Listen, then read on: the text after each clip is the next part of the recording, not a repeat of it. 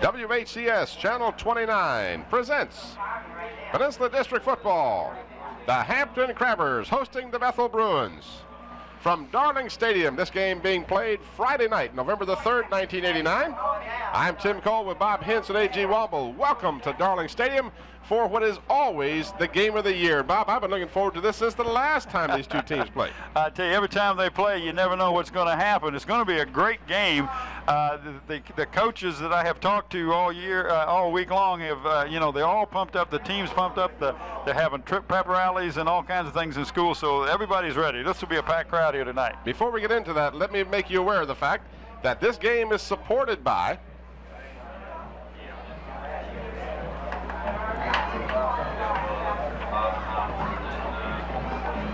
Hampton Chevrolet, by Billy James Company,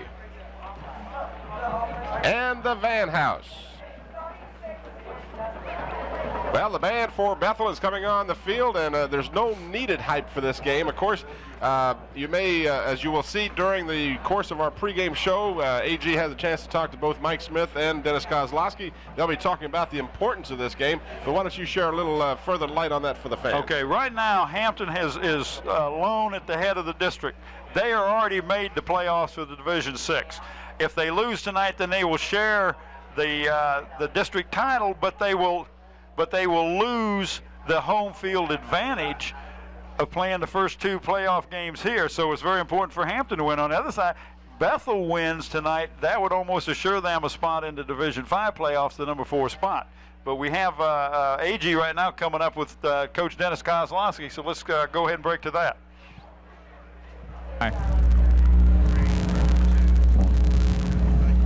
All right, we got Coach Koz. Coach, 6-3, but this is a very important game for Bethel. The playoffs are on the line here, among other things.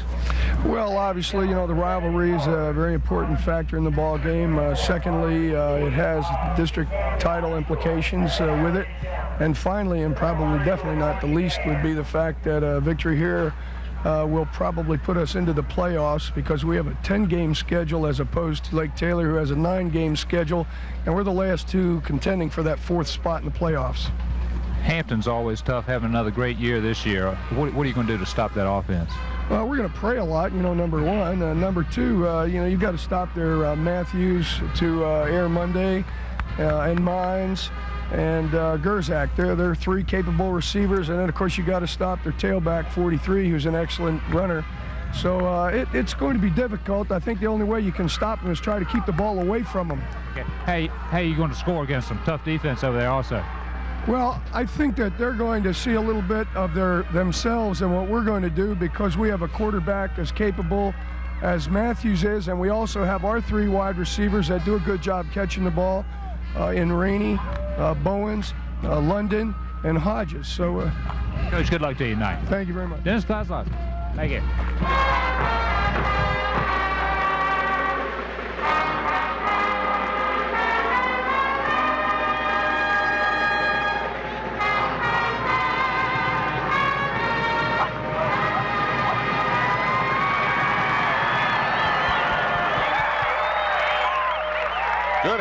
Good crowd on hand here, Bob, for this game. Of course, I'm surprised not to see the far side of the field, which is the visitor side, Bethel, filled to the brim there. I was surprised not to see a full crowd yet. Well, I still think it's going to pack up here. There should be about 7,500 people here tonight.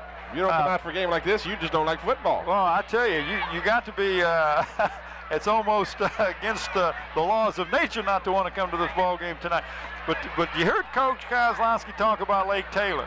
Lake Taylor, if they win and beat First Colonial, that puts Kecoughtan in the Division 6. If they lose, they could put Bethel in Division 5. So that game being played over on the other side of the water tonight has a big bearing on 2 Peninsula District teams, specifically Bethel and Kecoughtan. Of course, last week, Kecoughtan defeated Warwick, the 2nd place team in the Peninsula District. And we have a chance, let's look at those standings for the Peninsula District right now. But Warwick was beaten by the Kecoughtan Warriors, and our hats off to Kurt Newsom and his crew for a superb ball game. They shut out a very strong Warwick High School team. And then they also had Phoebus beat Denby last week. So both of the Hampton City schools did very well last week. Of course, Hampton High School beat Lafayette, a game we were here to do. Oh, they spanked the fool out of Lafayette. They really did. And right now, while we have this opportunity, let's go to that interview that AG had with head coach Mike Smith. Okay.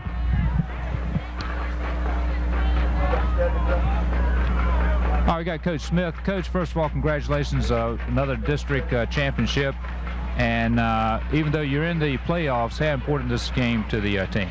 Well, I think it's important, AG. When are we supposed to do more simply commercials? because of the fact, we've got part of the championship, but we've got to win tonight to win it outright. 13 years in a row if you win it tonight. Well, it'd be 13 years in a row. We've got 13 years in a row, at least part of it. And but equally important for us is if we can win tonight, it helps us in the playoffs, gives us a home field site at the beginning anyhow. You've scored a lot this year, and Bethel has a pretty good offense. What are you going to do tonight to stop that Bethel offense? Well, I don't know. Kyle said he may bring the wishbone back. We're just going to have to wait and see what he lines up in. They've done a really good job over there this year. I think, like us, he lost a lot of quality athletes last year and didn't have a lot back. And he's done an outstanding job with the kids, and they played really good. So we just have to wait and see how things go. Even though we've come into this game scoring a lot of points before, we've been shut out, and likewise with him. And traditionally, it hadn't been a big scoring game, but the turf's a little loose out there, and I think it looks like a great night for football. Oh, it is, yeah. It'd be nice if probably the field was dry, but you can't help that. Well, Coach, appreciate you stopping by and talking to us. Good luck tonight. All right, AG, thank you. Mike Smith. Thank you. Appreciate it. Okay. All right, AG, thank you. And head coach Mike Smith, congratulations on your championship of the Peninsula District. At least Hampton has clinched a tie for the championship. With a victory tonight, they win it outright. Well, and that's what I was telling you. It's very important for them to win because then that gives them the home field advantage. We will be back here 2 weeks, in 2 weeks to start the playoffs with the Hampton being the host team, and this will be the first time it's ever held at Darling Stadium, being a new stadium and all. We really appreciate that because we've always in the past had to go up to Todd Stadium, which is a nice facility, but it's not home for Hampton, so this is kind of nice. But this is going to be a great game, Tim. The Hampton Crabbers come into the game 6-1, 7-1 in the overall standings. Bethel 5-2, 6-3 overall. We'll return with the starting lineups for tonight's game, but first let's take a timeout for this message from the Van House. Imagine the perfect vehicle just for you, then create it at the Van House. Let our design specialists put your ideas in motion with a van, pickup, or handicapped conversion exactly as you want it. Personalized service, handmade quality, and value that you've dreamed about. The Van House, a universe of possibilities with down-to-earth prices.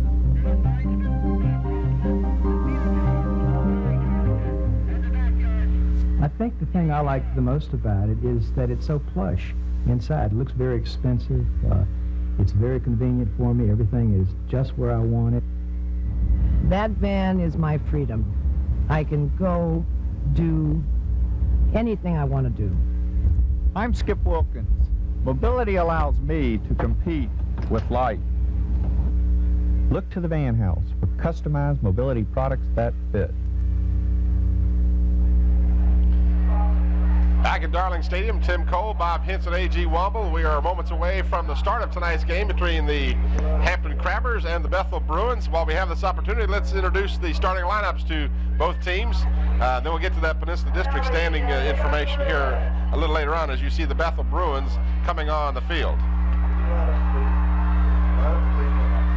All right, first of all, for the Bruins, we'll show the defense for the Bruins. And the guards will be Brown and Cape. Harper and Shackelford are the tackles. The ends, Wallace and Fullwood. The linebackers, Whitehead and Ogborn. Hodges and London are the corners, and the safety is Robbie Robinson.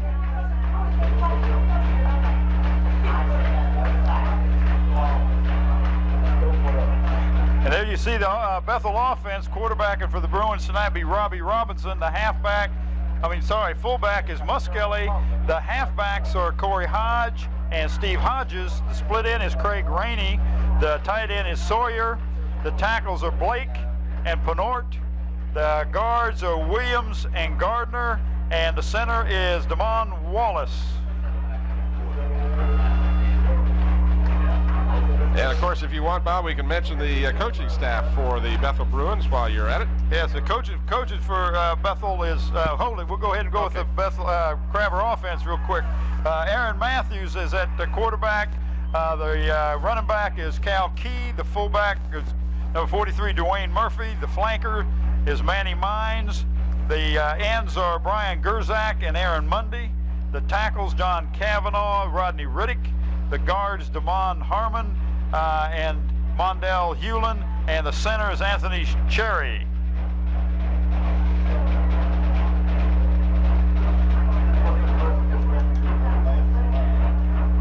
Now the Crabbers on defense. The guards will be Simmons and Riddick. Thompson and Monday will be the tackles. The ends are Becknell and Adrian Billups. The linebackers, Curtis Wilson and Brian Gerzak. Cassells and Mines are the corners, and the safety is Matthews. And if you'll notice, Bob, both teams use their quarterback as the starting safeties. Well, he can read the other quarterback's eyes sometimes in those situations, what might can't come up. All right, let's go to a commercial message from Hampton Chevrolet, and we'll return with the tonight's ball game. But first, this time out. Listen to the heartbeat. There's really something to sing about here at Hampton Chevrolet GOG Eagle. 0 down, immediate delivery on every new 89 or 90 car, truck, and van. Plus, up to $2,000 factory rebate to you on every new 89 or 90 Hampton Chevrolet GOG Eagle. 0 down, immediate delivery.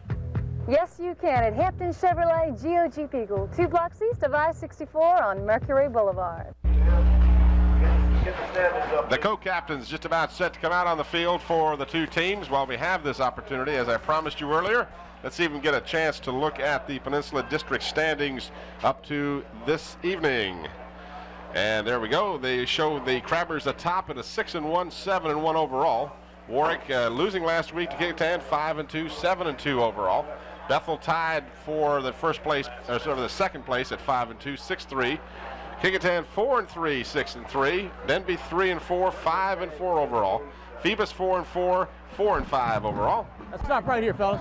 As you see the officials and the teams that we can finish up, we go Menchville, Ferguson, and Lafayette rounding it out. Okay, this is we Captain have Matthews, our Captain Gerzak, Captain Mundy, and Captain Matthews. You guys shake hands, introduce yourself.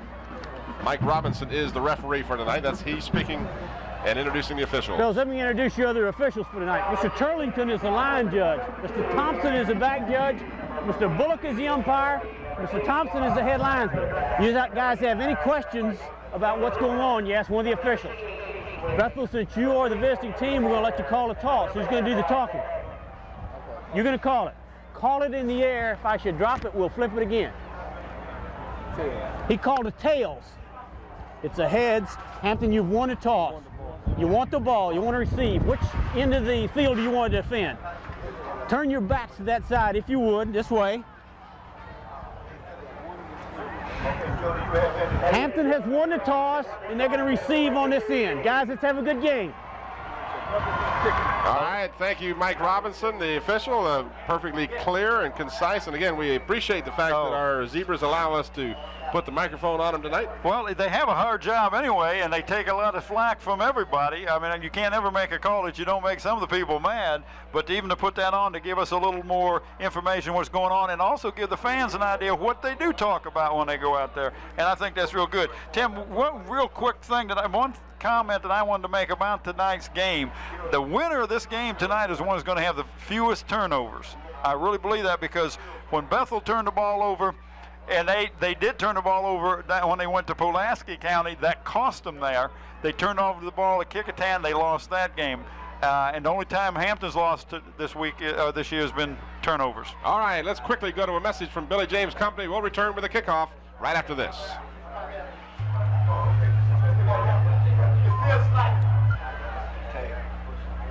and Mannington never wax floors have a protection layer that's so tough, it's like your feet never touch the floor. It's up to 5 times thicker than most inlaid floors, so only Mannington has a 10-year free replacement guarantee. And now save 20% on 150 selected Mannington Never Wax floors during our Decorators Sale. Buy now and save, and you'll be walking on air. Coach Billy James is a supporter of the Hampton High School Athletics and is a former member of the Hampton High School. All right, the kickoff has been fielded by Manny Mines at the 16-yard line. Down the sidelines, he's pushed out of bounds as he gets close to the 30-yard line.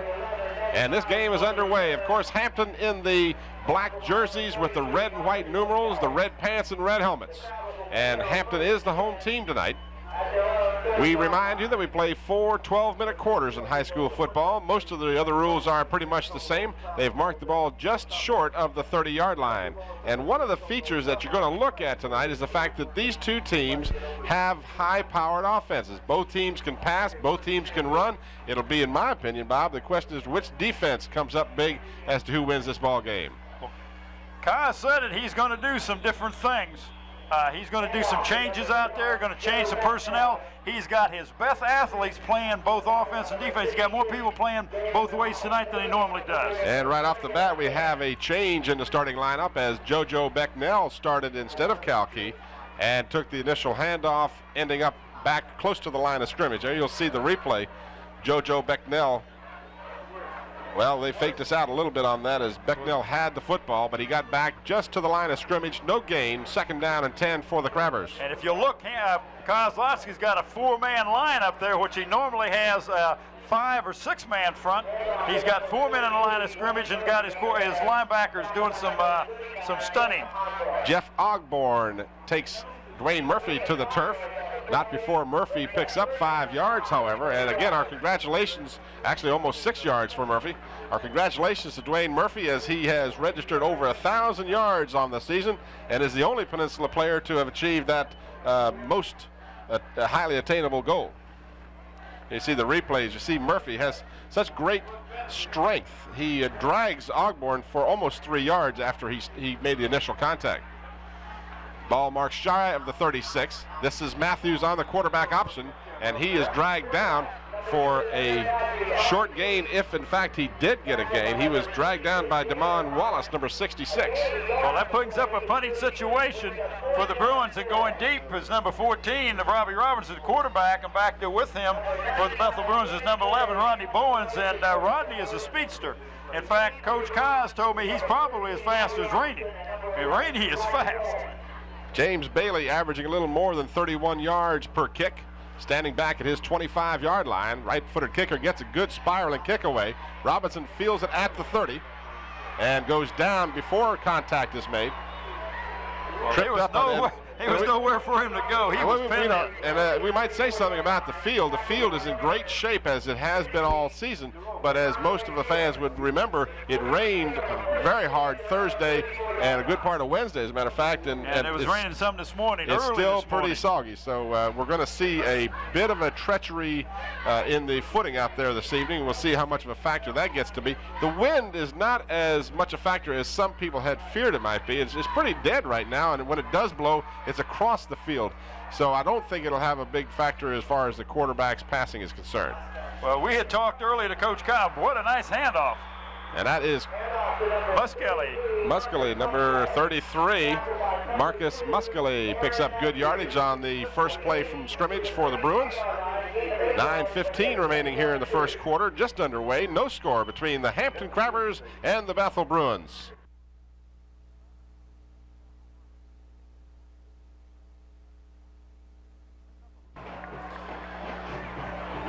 Pickup of about 8 for Muskelly. This is Muskelly again, and he gets close to and should have the first down at the 45-yard line. If he got to the 45, that's a definite first down. But Coach Kaz, if you'll notice that backfield, they're offset a little bit, and he's got 2 backers in there, and he says, you're going to have to stop my running attack. He's going to open up with the running attack, and hopefully that will spread things out and make his passing attack work a little bit better. But most people expect Corey Hodge to get the ball, and who's got the ball on the first 2 carries but Marcus Muscali. Actually, Steve Hodges got the call on that last play. I stand corrected. 45 was in there for the carry. Well, I think Muscali must have handed off to him or something. Maybe he did.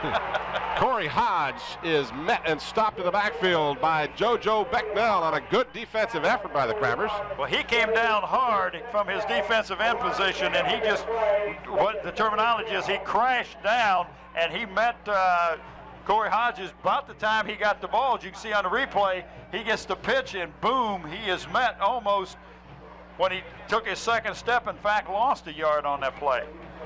Bethel defeated Ferguson 24-6 last weekend as Corey Hodge got as close as 32 yards from being the all-time leading rusher for the Bethel Bruins. If he gets 32 tonight, he'll take that lead.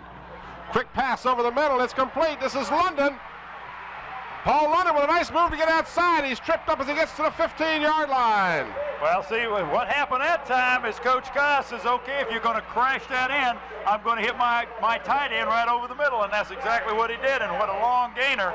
Coach Kaz, when I talked to him earlier this week, we talked about last year's game 5-3, but he says, let me tell you, remember the last time we played here at Darling Stadium? He says Bethel won 16-0, so that's what he's looking for. And look at that nice run by Mr. London.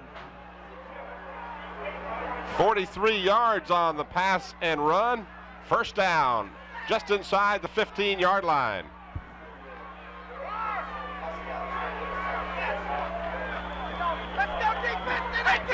Muscali gets the call, picks up a yard, maybe 2. So Robbie Robinson, who has been solid at quarterback all season long, spotted his end over the middle. As you said, Robinson coming into the game was the leading quarterback as far as passing is concerned in the district with 107 yards per ball game. He's completed 60 of 132 attempts. Picked up almost 2, did Muscali. Second down and 8. Corey Hodge inside the 10 down to about the 8. Well, he's making some nice moves in that backfield to find that open seam, and has popped through there and picked up good yardage. He's down within 3 yards of the first down. Coach Kaz had a chance to give me a little bit of insight into this game as what he thought would be the key as we watch the replay here as Corey Hodge picks up good yardage. He felt that the team whose offensive line did the best job would be the team to win this ball game. You control that line of scrimmage, and that's a big thing. But Hampton gets real tough, real stingy when they get down there close to their goal line. We've seen that every year that we've watched Hampton. They will not bend, will not break, they'll bend, but you get down there inside that 20, they get tough, and that brings up a field goal situation, and that looks like what Coach Kaz has called. There you saw Corey Hodge as he tried to cut. We'll watch this on the replay. What you're going to see is that he was unable to keep his footing because, again, the ground is pretty soggy right there. And there we see number 44, who is Fullwood, in to attempt the field goal, and Robbie Robertson is holding. Fullwood has hit 5 field goals so far this season. This is well within his range. This would be a 24-yarder. It's long enough, but it is no good. It's wide to the left. Well, the kick didn't pull. He didn't kick it square, caught it to the left a little bit. Well, Hampton dodged the bullet that time because Bethel was on the move. But we've seen before, Hampton gets tough down here. They get real stingy inside their 20. The hats go off to the defense that time. But I tell you what, he's got the coaches over the Hampton sideline thinking now, we've got to make a couple of adjustments because Kaz has done a good job of scouting what Hampton does and says, okay, I'm going to take advantage of some weaknesses. 5 minutes and 17 seconds remaining here in the first quarter. No score as Hampton now will take over after the missed field goal. Aaron Matthews gives to Dwayne Murphy. He cuts outside. Murphy gets the first down and plenty more all the way out across the 35-yard line to about the 37. I thought I almost saw a face mask that time, but it was close, but it was not called. But that was a great, just off the right side. Now, last week I made a mention that Hampton likes the left side because of big Rodney Riddick and that's crew over there on that left side, but he went to the right side this time and watched the nice blocking at the line of scrimmage. And 75, and I believe that's Shackleford, yes, missed the tackle. Well, you saw good balance by Murphy as Murphy again gets the call, and he's tripped up as he gets to the 40-yard line. And the young man doing the trip up that time was Roland Harper, big number 77 for the Bruins. Got a hold of his hand.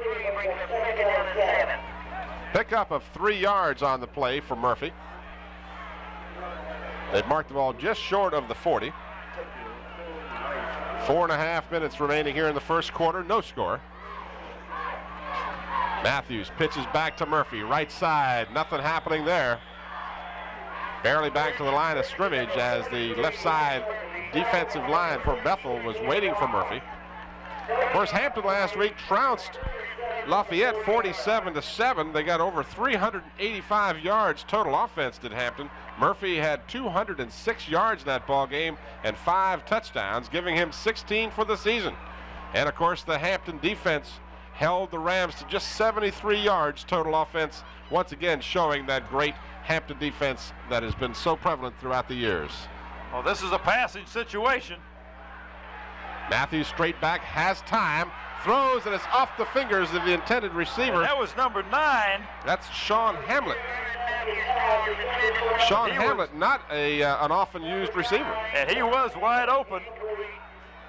And let me thank Mike Keach and Sonny Dirth and who else? Dave Fairbanks, all those fellas down there at the Daily Press have bestowed upon me as we'll see Hampton now going into deep punt formation. Coming into this game, Sean Hamlet caught 1 pass for 3 yards, so he's not used very often. Bailey, back to the live action. His punt takes a Hampton roll inside the 25. It's down by the Crabbers at about the 23-yard line. And I look around, I do not see any yellow hankies. 37-yard punt for Mr. Bailey. That's above his average as we have 3s are wild on the scoreboard here. 3:33 left in the first quarter. The only possible score was a 24-yard attempt by Fullwood, which he shanked to the left. And we're scoreless right now, and these two teams have put points on the board this year. Hampton has scored over 21 points in 7 of their 8 games, while Bethel has scored 20 or more points in 5 of their 9 games. Well, and Kyle said he hopes the team that does the scoring shows up, because sometimes Bethel shows up and doesn't look like the same team. But they look like they're ready for tonight's ball game. This is Muscale, and he gets maybe a yard or 2. And that was a draw play. It was a fake pass and a draw play, but it did not fool the defensive lineman for the Hampton Crabbers. And I missed that number. That was Muscale. No, you mean on the defense? Yeah.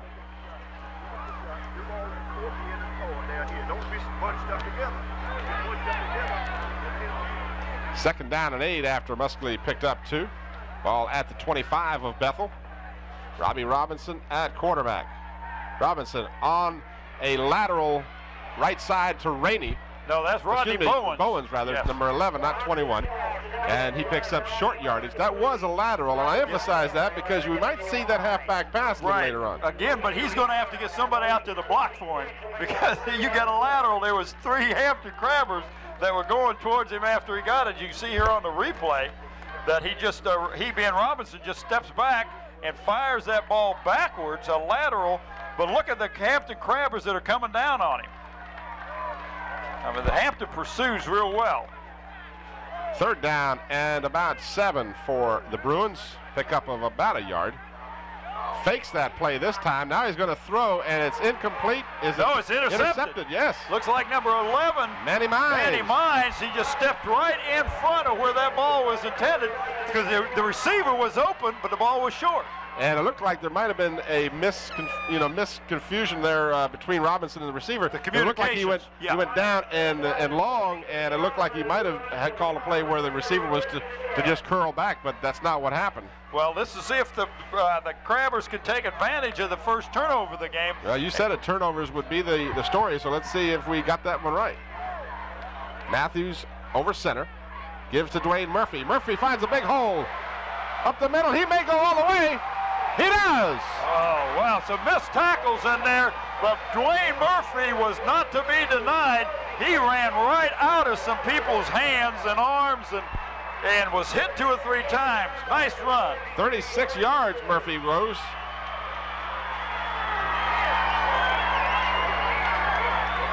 So Dwayne Murphy helps Hampton capitalize on that turnover. Greg Dean will be on to try the extra point. Out of the hold of Aaron Matthews. It's long enough, and it's good. Well, there you go, the turnover, and this is what Coach Kaz told me earlier, that if he could keep the turnovers, no turnovers, we watch this replay. Murphy explodes through the line of scrimmage and just outruns his downfield blocker. There's a missed tackle here. He just runs right out of Robbie Robinson's hand. London comes in, tries and hits him, but he doesn't do it. He does not stop him, and he runs right away from Rainey, who is really fast, and runs right out of Rainey's hands. What a super run by Dwayne Murphy, number 43, the leading rusher in the Peninsula District this year. That's his 17th touchdown. Unbelievable. Dwayne Murphy picks up where he left off last week. He had 5 TDs last week against Lafayette. Those runs, incidentally, were 3 yards, 1 yard, 2 yard, 4 yard, and 2 yards. So he didn't go real far on those touchdowns last week. But he got over 200 yards, didn't he? Yeah, he got 43 carries last week. At one point, he carried 15 consecutive times last week. Oh, so I wasn't aware of that. that. At one point, and 16 out of 17. So they were using him, and they did it well. This is Corey Hodge at the 15-yard line. Bethel trailing 7-0. Hodge out across the 30 to about the 34. Well, this game is the 7 points will not win this ball game, and both coaches are aware of that. But if you can take advantage of the other team's mistakes, then you've got a definite chance to win this ball game. And I know Coach Kaz has got his team pumped up. They have worked real hard preparing for tonight's ball game. Bethel, who averaged 19.9 per game during the regular season, and I say regular season, this is the last game of the regular season. Robinson back to throw, throws long, and it's just a little bit long. Out on the pattern was Craig Rainey. And that was number 8 for Hampton defending, and I believe that's Cassell. Yes, and he was back there, but Rainey went blowing by him, and the ball was just overthrown a little. But if he could put a little more air underneath it and let Rainey run underneath it, that would have been a score. Rainey has caught 16 catches this year for 353 yards. He averages 22 yards every time that he touches the football. When he catches it, 22 yards plus. And you can see that was just past his outreached arms. Robinson again showing pass. Throws near side, not even close to the intended receiver. And once again, that intended receiver was Rainey. And Cassell's was over there along with Adrian Billups. Well, the reason that pass wasn't completed, Tim, was because he was harassed. He being Robinson had a little pressure. He had to pass the ball before Rainey made his cut. And that took the timing off of that. But Rainey was open. But again, that was a miss because of the defensive pressure.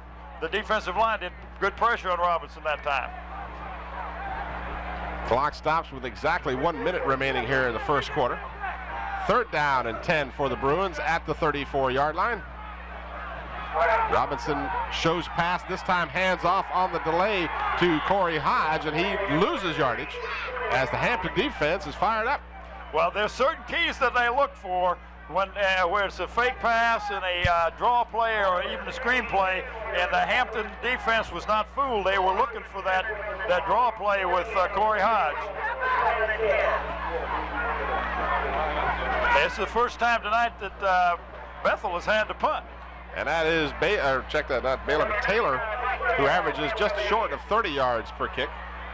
There's virtually no wind to contend with.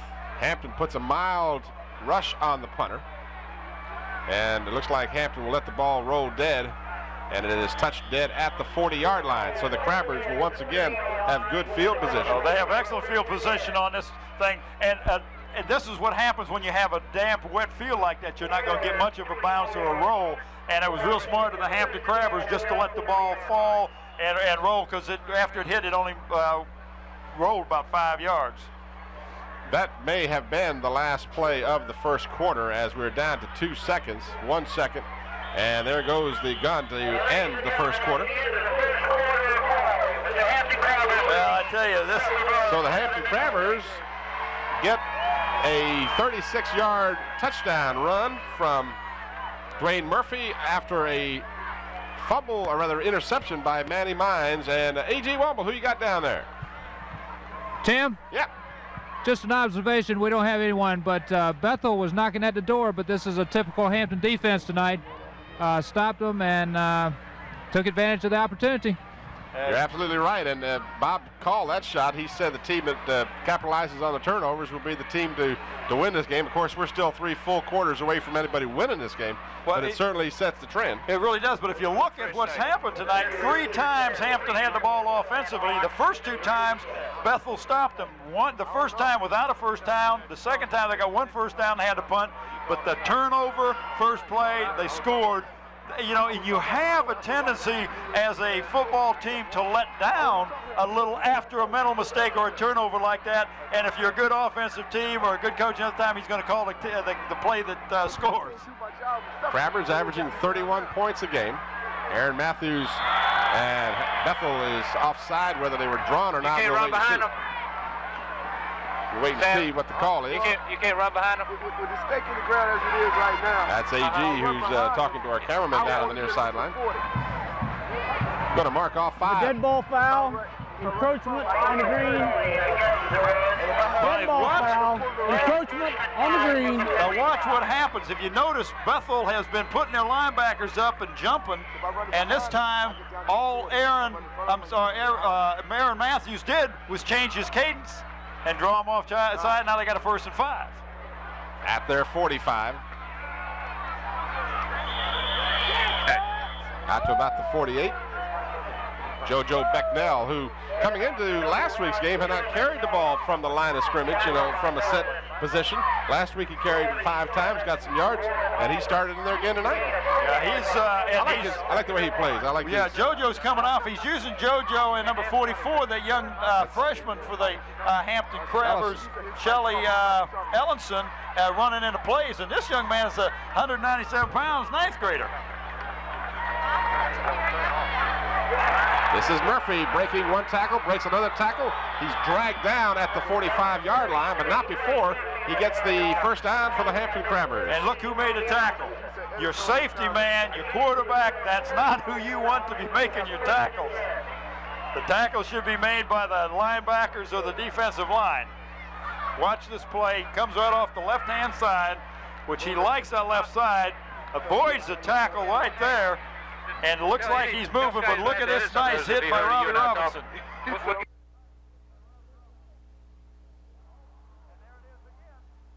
And there it is again. And all he's doing is he's watching Fullwood that time, and he wants to jump in and try to mess up the handoff in the backfield, and he's taking advantage of it. Encroachment on the green. Mike Robinson, our referee. Dead ball foul. Encroachment on the green. And again, we thank Mike for those words of wisdom. Well, I tell you, that's smart coaching. You're taking advantage of something. The Bethel defense wants to get in there and stop this Hampton offense, and they're just a little too anxious. Murphy.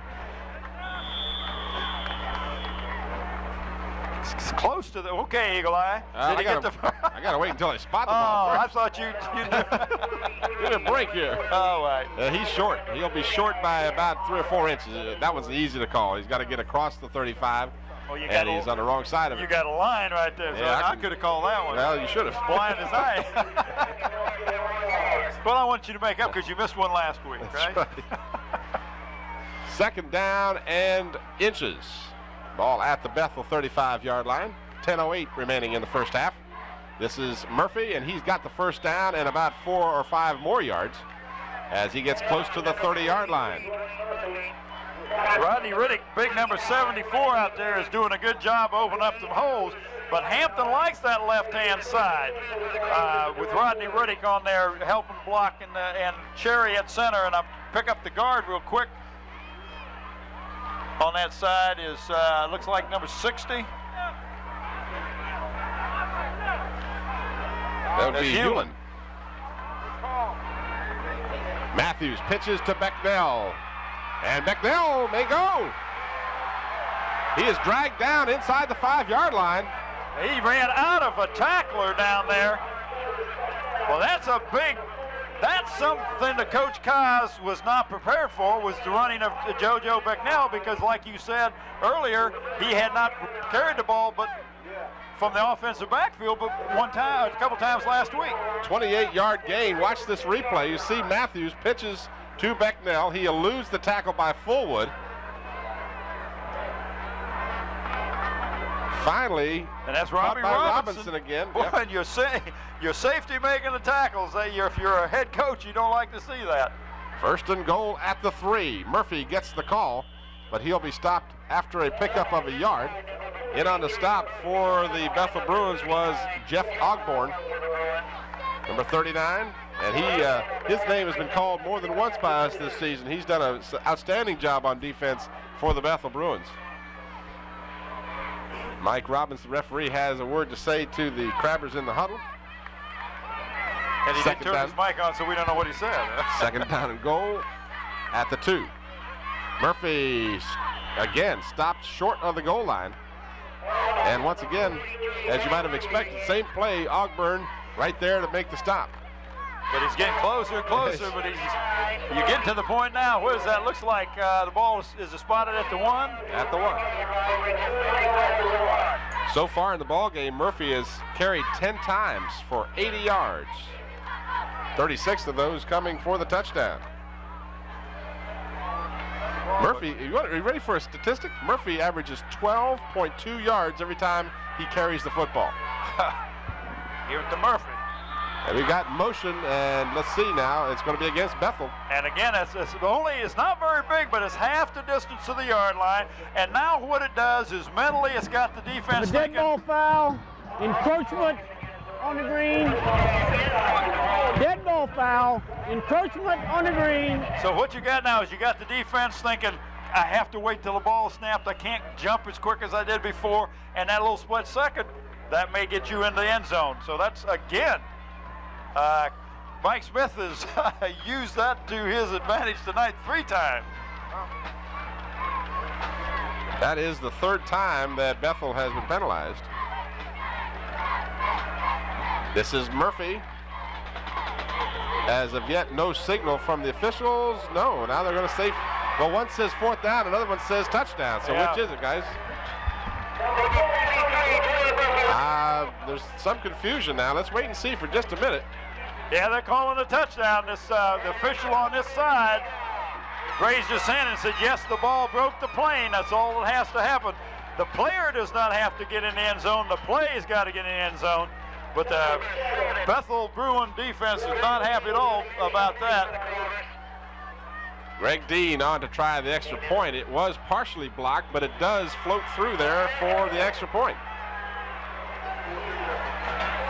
So Greg Dean, who has 27 extra points coming into this game, has recorded number 28 and number 29. See on this replay now, he went to the right side this time, and it looks like he is stopped.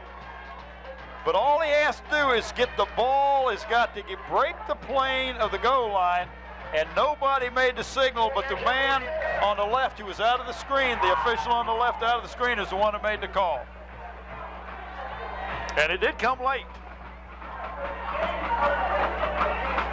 So with 8 minutes remaining here in the first half, the Crabbers have gone on top by 2 touchdowns, 2 Dwayne Murphy touchdowns, giving him a total of 19 on the season. Coming into the game, Murphy had, as I mentioned, 16 rather. Let me backtrack for a second. Murphy had 16 coming in. That'll give him 18 on the season.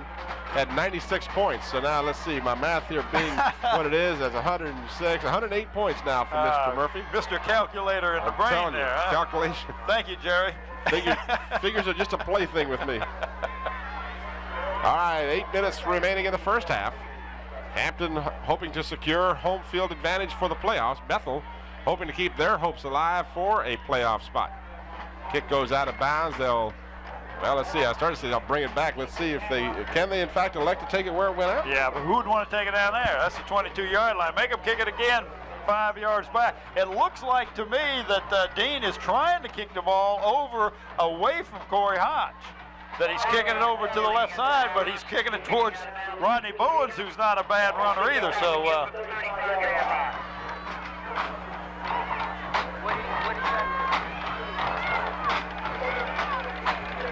Murphy, 11 carries in the ball game for 81 yards, averaging more than 127 yards per game. If you could see, the Hampton Crabber people are right up on the line. Again, that kick is in the direction of Rainey at the 23-yard line.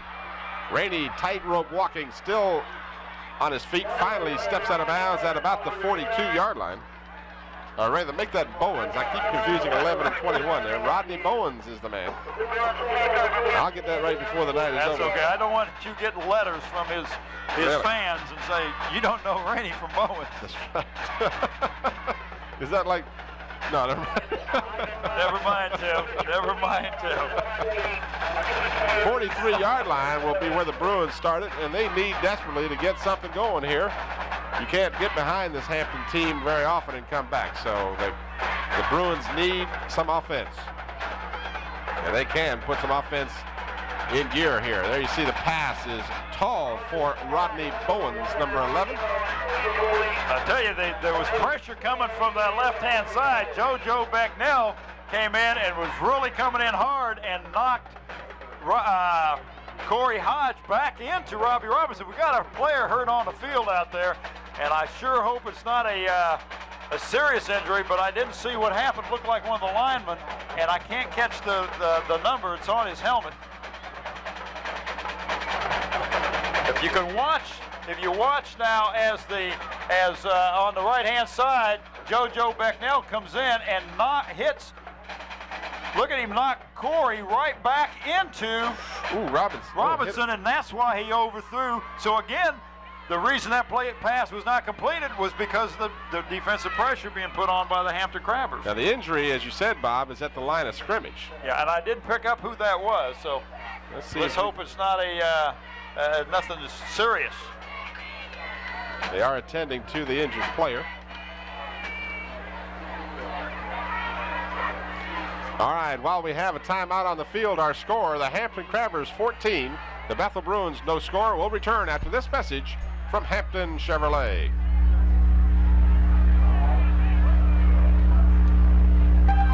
Imagine the perfect vehicle just for you, then create it at the Van House.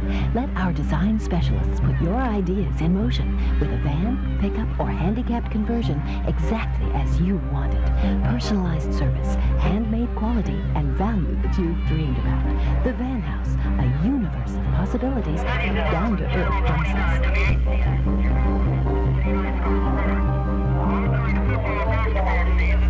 I think the thing I like the most about it is that it's so plush inside. It looks very expensive.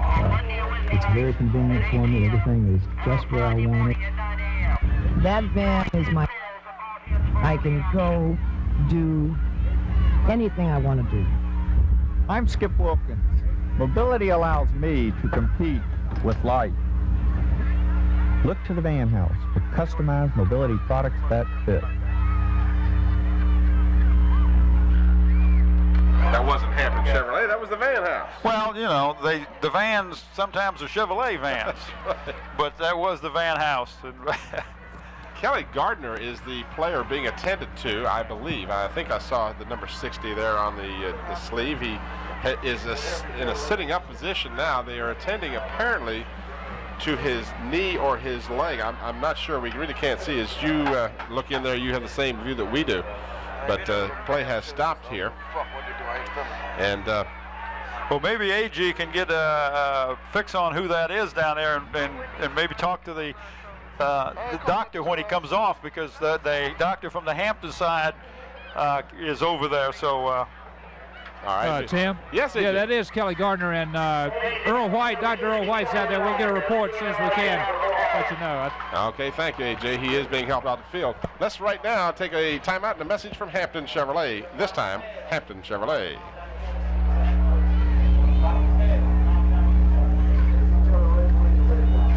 Listen to the heartbeat. There's really something to sing about here at Hampton Chevrolet Jeep Eagle. 0 down. Immediate delivery on every new 89 or 90 car, truck, and van. Plus, up to $2,000 factory rebate to you on every new 89 or 90 Hampton Chevrolet Jeep Eagle. 0 down, immediate delivery. Yes, you can at Hampton Chevrolet GOG Eagle, 2 blocks east of I-64 on Mercury Boulevard. While we are away, Craig Rainey, who you see trotting back to the Bethel huddle, was the intended receiver on an errant pass by Robbie Robinson. And stops the clock with 7:46 remaining. 3rd down and 10 for the Bruins. Well, the Hampton Crabbers had that well defended. There was a lot of defensive backs defending on that play. Rainey was the only receiver out. Robinson over the middle. It's picked off. This is Brian Gerzak. Gerzak still on his feet. And finally taken down inside the 30-yard line. Well, that was a nice interception for Brian Gerzak. He was in the right spot. Hampton just drops back into they have zone coverage, and he dropped right back into the spot he was supposed to be and picked that ball off. It looked like the receiver was open. So Brian Gerzak gets the ball for the Crabbers, and they've got it again, this time at the Bethel 28-yard line, leading by 2 touchdowns, 14-0. This is Murphy. Murphy inside the 25 to about the 23. Well, you notice Hampton hasn't passed the ball, but why pass the ball when you're successful running it, right? That's absolutely correct. Matthews has tried just one pass, and that was incomplete. Hey, Tim? Yes, AJ? You got Mr. Gerzak down here. Mr. Gerzak, what about that interception? I think Robertson tried to force it in. Brian had an inside move on the boy. You've been waiting for that all year? All year. The first one. You taught him everything he knows? No, he's learning. Okay, Tim, back to you. Mr. Gerzak played some pretty good ball for the Hampton Crabbers a few years back. Ask him if he remembers any memorable moments while we have a timeout. What about memorable moments you had at Hampton High? Newport News. Newport News in Hampton. Wish it was still here. How successful y'all in those days? Not too. Not too successful. All right, what about this team the rest of the season? All the way. All the way. Okay, Tim. All right, AG, thank you, and thank you, Mr. Gerzak. All right, we've got a timeout on the field, and we'll return after this message from Billy James Company.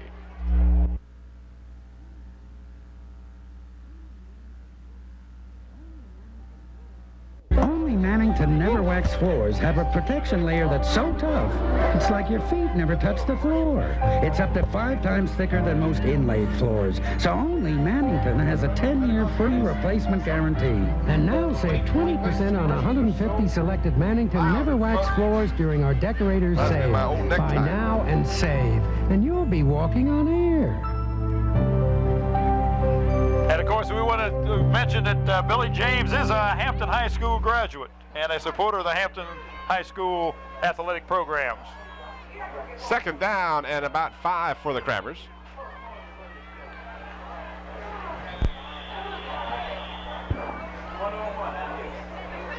JoJo. Is that JoJo Becknell on the carry again? Yep. He's getting a lot of work tonight, and this was unexpected. We thought maybe Cal Key would be back there or somebody else, Shepard, but he's showing some mighty nice moves running that ball. I think that was Becknell. I think my statistician knows. Yeah, it was number 1. That's what I thought. Jerry gave that to Dwayne Murphy, but Murphy doesn't need any help. I'm not sure. I was unable to pick it up because I was looking at something else. This is Dwayne Murphy. And he picks up I think I picked this one up, Tim. He made the first down. All right. That first down is the 6th of the half for the Crabbers, all of them coming on the ground.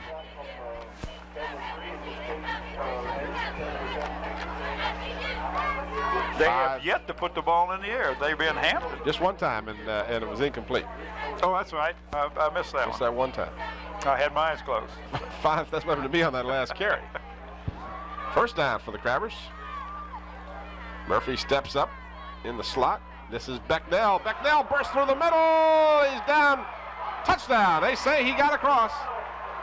He got a nice block from Dwayne Murphy. JoJo Becknell gets a touchdown for the 2nd week in a row.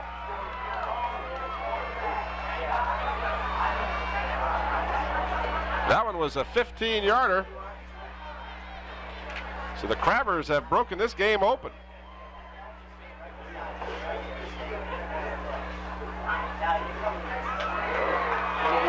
And the extra point is good. 4 plays, 28 yards, 2 minutes and 1 second. Get a chance to watch this again.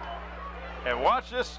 They shift and bring the fullback up the line of scrimmage, and you miss that on the way we catch it again. Well, we lost it. He was so fast that he ran right out of the slow motion. Becknell is quick. Hey, I tell you what, Tim, our camera people do such an excellent job. They're right on the ball, and it really makes our job easier out here because we get the chance to see it again. And of course, with Joe Lewis doing the slow motion machine, he can slow it down and we can pick up the numbers much easier.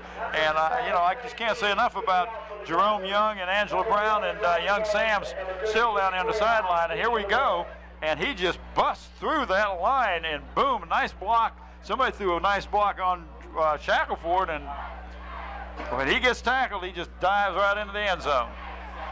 He blew right by Craig Rainey. This is Bowens along the sideline. Flags are down. Bowens is still running. Run first and sort out the penalty afterwards as the Crabbers finally catch up with young Rodney Bowens, but there is a flag down. And normally a flag on a run back like that is usually illegal blocking the back or a clip. Or maybe illegal use of the hands or something. We haven't seen many flags tonight except on that change of cadence call that Aaron Matthews is doing. Bethel is the only team to be penalized so far. They've had 3 of them, all of them 5-yarders.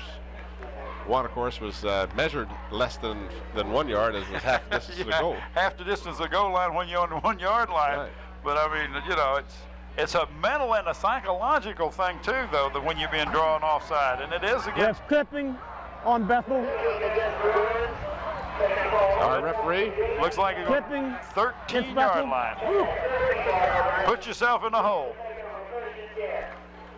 Coach Kozlowski, of course, has got to take this team into the locker room at halftime and make some adjustments because they've got to get this ball game. They have to win this ball game to have any kind of shot to get into the playoffs.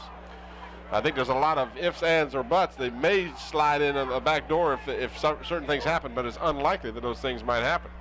I think Lake Taylor has to upset Wilson or something. No, they have to upset First Colonial. Is that First Colonial? Well, that's just as bad. As Robinson loses his footing and is sacked. And that's big number 77. Is that 77? Yeah, 77. That is Dwayne Thompson. Dwayne Thompson. The Crampton Crabber defensive line is putting a lot of pressure on the quarterback for Bethel, Robinson. And you can see here on the replay, he goes back. Now, he does slip. And I'm not trying to make excuses for him, but you can see he slipped, but he was trying to get away. And that was not 77 that made the sack, but the other young man. 2nd down and 15 for the Bruins. This is Corey Hodge. Hodge out across the 20-yard line, so he gets good yardage. Pick up of about 13 for Corey Hodge. Yeah, he was. The ball was spotted almost at the 8-yard line. That was a nice run for Corey Hodge, and he didn't need many yards to break Rodney Howard's 2,000+ yards at Bethel High School. To this point, Hodge had carried 4 times before that one and only had 2 yards. Now, of course, with those 13, has a total of 15 yards as he gets nearer to that career total. Whereas Bethel right now is not concerned about career totals. They want to get back in this ball game. Robbie Robinson has time, but no one open. Gets away from a would-be tackler. Another one, and finally is taken down at the 24-yard line. But that's going to be close. Depends on the spot where they're going to mark that ball, whether he made that first down or not. But that was, yes, they call it first down. That was a nice run by Robbie because he was almost stopped a couple times short of that first down marker. Robinson is not a running quarterback. He had carried the ball 19 times in scrambling situations this year and had only gained 2 yards coming into the game. Now he's 2 carries and minus 2 yards, so he's even for the year. You see the replay. You see Robinson had time. He just didn't have anybody open. And then he did a good job avoiding a couple of tackles there. And Curtis Wilson got it. Wilson was waiting for him. So it's a first down nonetheless for the Bruins. This is Corey Hodge as he struggles for a yard. Little extracurricular activity downfield. Some flags come in now as the Bethel Bruin had been wrestled to the ground and didn't care for that very much. Came back and maybe lost his cool a little bit there. I think he might end up. Oh, and he's been thrown out. And there's another flag. He threw his helmet down, and the official threw another flag. Who is that? I don't even want to identify him. No, not really. Coach Kaz is mad at him. Send him back out to get his helmet. Well, you know, frustration levels get involved here, and I don't know if we'll pick up the action that occurs. It's away from the ball after this play. Right there, Dwayne. Right there. Aaron Mundy just threw him down. Foul on Hampton, on Bethel, unsportsmanlike conduct on Bethel, going 30 yards. Well, at 30 yards, you're not going to be able to go 30. You're going to be able to go half the distance to the goal line. Maybe you go half the distance 2 different times? I'll be curious to see how they do because that. It's 2 different penalties. I guess that's a distinct possibility. They go to the 12.5. Well, they've marked it. They go clear down to the 6-yard line. Well, I'm not sure how that math works, but I guess they went ahead and just went the whole thing. Yeah. That's what it is. It's to the 12.5, and then half of that to the 6. Okay. So Mike Robbins, in an effort to move this game along, just forget that one thing and then another. He just went right to the full measurement, which is a substantial penalty, not what Bethel needed right now. And of course, they're fortunate in a way not to have a man thrown out of the ball game. Yes. Okay, so the Bruins in the shadow of their goalpost. 2:37 remaining here in what has been a very disappointing first half for the Bruins. Robinson standing at his goal line, spots his receiver open downfield and connects. That is Mr. Rainey. Greg Rainey. Greg Rainey. I want to help you out. I appreciate it.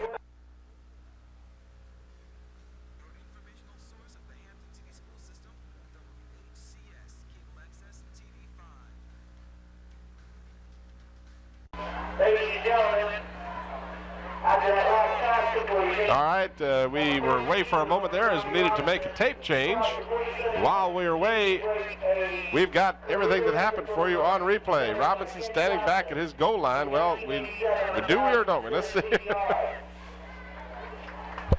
At any rate, Robbie Robinson has just eclipsed the career passing record. He has 61 yards. He needed 47. That's actually a single season passing record. Right. Kent Johnson's record of 1,017 yards, and Robbie Robinson has eclipsed that 1987 record of Johnson's. But again, records are not of great concern to Bethel right now. They need to get reorganized here. 2 minutes and some change left here in the first half. Hampton 21, Bethel nothing. And I'll tell you, the Bethel side of the field on this chilly night in Darling is real quiet. Real quiet, and you can see it's almost filled up. And you were asking earlier where the fans were, and they're here. Should be full. Yes, it should be. Never get enough. Deep punt formation on 4th and 7, or actually make that 6. Taylor gets some pressure. He has the ball blocked. Aaron Munday blocked that football. The Crabbers trying to pick it up and run with it, but now they end up, in fact, doing so. And they've got the football with 1:28 remaining. They'll have it first and goal inside the 5. And that was Aaron Matthews that headed up with the ball, number 2. And Aaron Munday blocked it. So the M&M boys strike again. Oh, I had a little something I wanted to do about that. You guys are talking about the M&M guys. I wrote something down here. Let me find that. We got the M&M and we're going to watch the replay here. Okay. Let's watch this as Taylor takes a high snap. It wasn't bad, though. But Munday was right there, and he blocked all of that ball. Now, the Crabbers try to pick it up. Everybody's trying to do so, and they forgetting to get control of it first. Back to the live action. Oh, I know what I want to do. You always talk about the M&M boys. You got Matthews, you got Munday, Murphy, and you got Murphy, and you got Mines, and then we got the BG. Oh, we got the BG? Yes, Brian Gerzak. Oh, okay. So it's the M&M boys with the BG, right? I don't know if they can sing or not. No, but they can sure play football. Yes, they can that. Now the Crabbers are going to take a timeout with 48 seconds remaining, as they would like very much to add to these 21 points they have registered so far in the first half.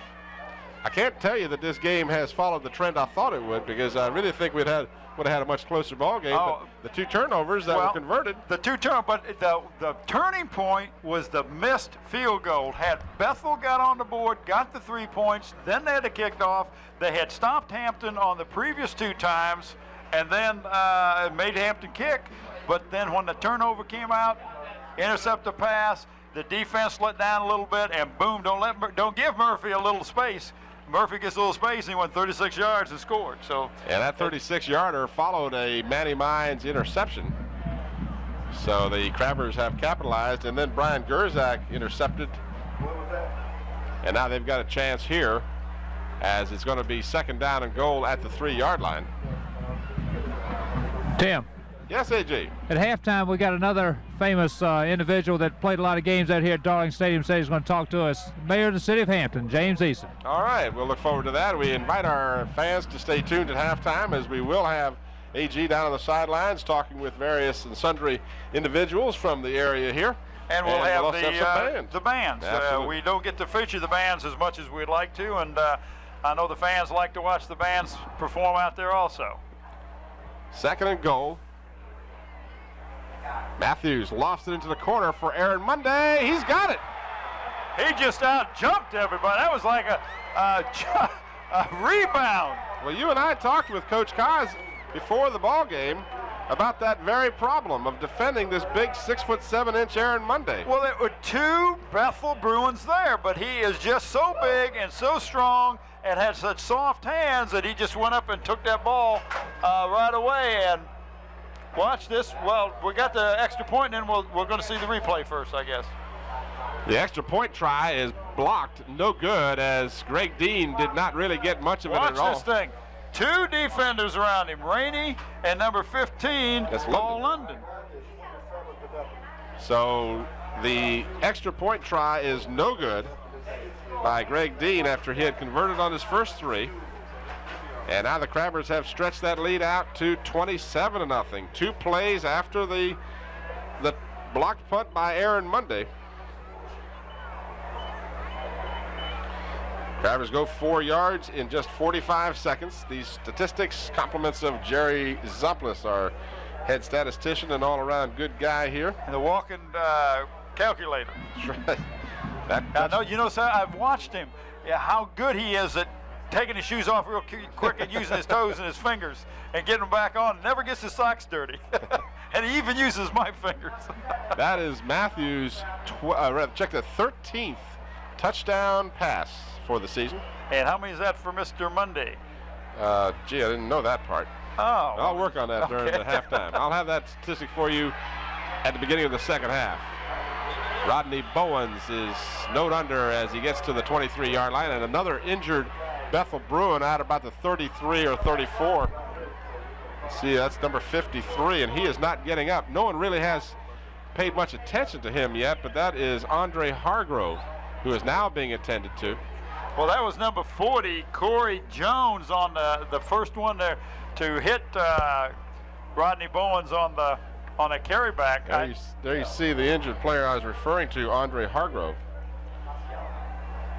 All right, while we have this time out on the field, we're going to go and watch a message from the Van House. Stay tuned for more here on Channel 29.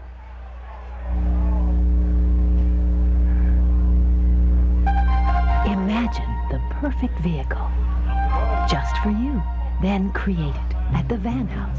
Let our design specialists put your ideas in motion with a van, pickup, or handicapped conversion exactly as you want it.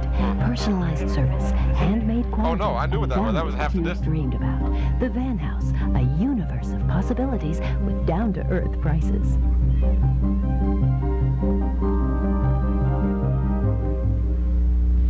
I think the thing I like the most about it is that it's so plush inside. It looks very expensive. It's very convenient for me. Everything is just where I want it.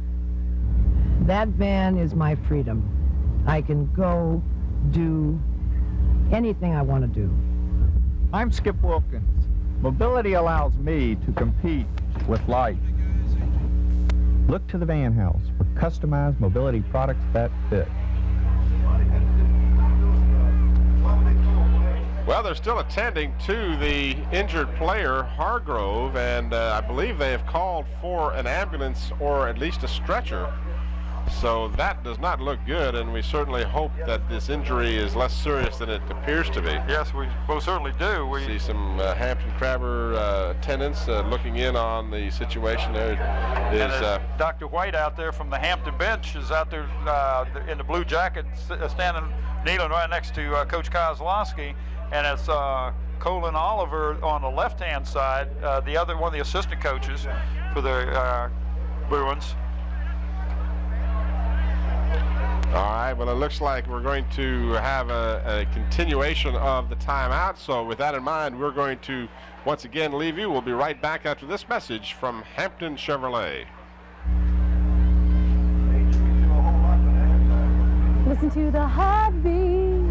There's really something to sing about here at Hampton Chevrolet GOG Eagle. 0 down, immediate delivery on every new 89 or 90 car, truck, and van.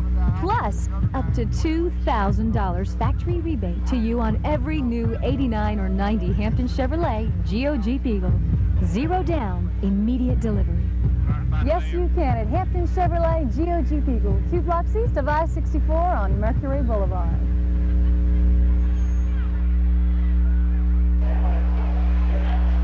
All right, we're still standing by. 39 seconds remaining. If you joined us late, let me recap for you. You're watching the game between the Hampton Crabbers and the Bethel Bruins. This game played Friday night, November the 3rd, 1989. The Hampton Crabbers have gone out on top comfortably with a 27-0 lead, and I'll recap the scoring for you as we continue to keep an eye on Andre Hargrove. He's not moving, and they have called for a stretcher to be brought over. So the fact that as I speak, they're just now coming on the field. And we certainly send our best wishes and everything to Mr. Hargrove and hope that it's nothing serious. Of course, the safety of the players is always the first consideration, and they will make sure that they take good care of him.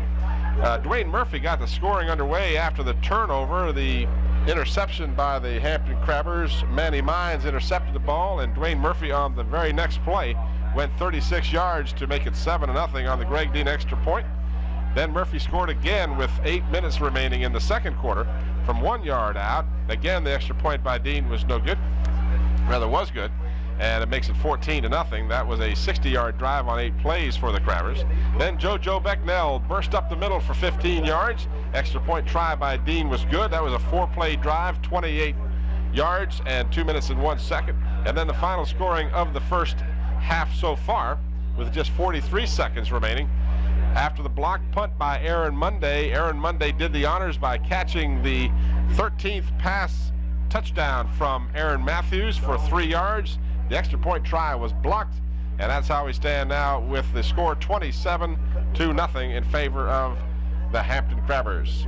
And we're going to go again as we wait and see what's happened here to Mr. Hargrove. We'll return after this message from Billy James Company.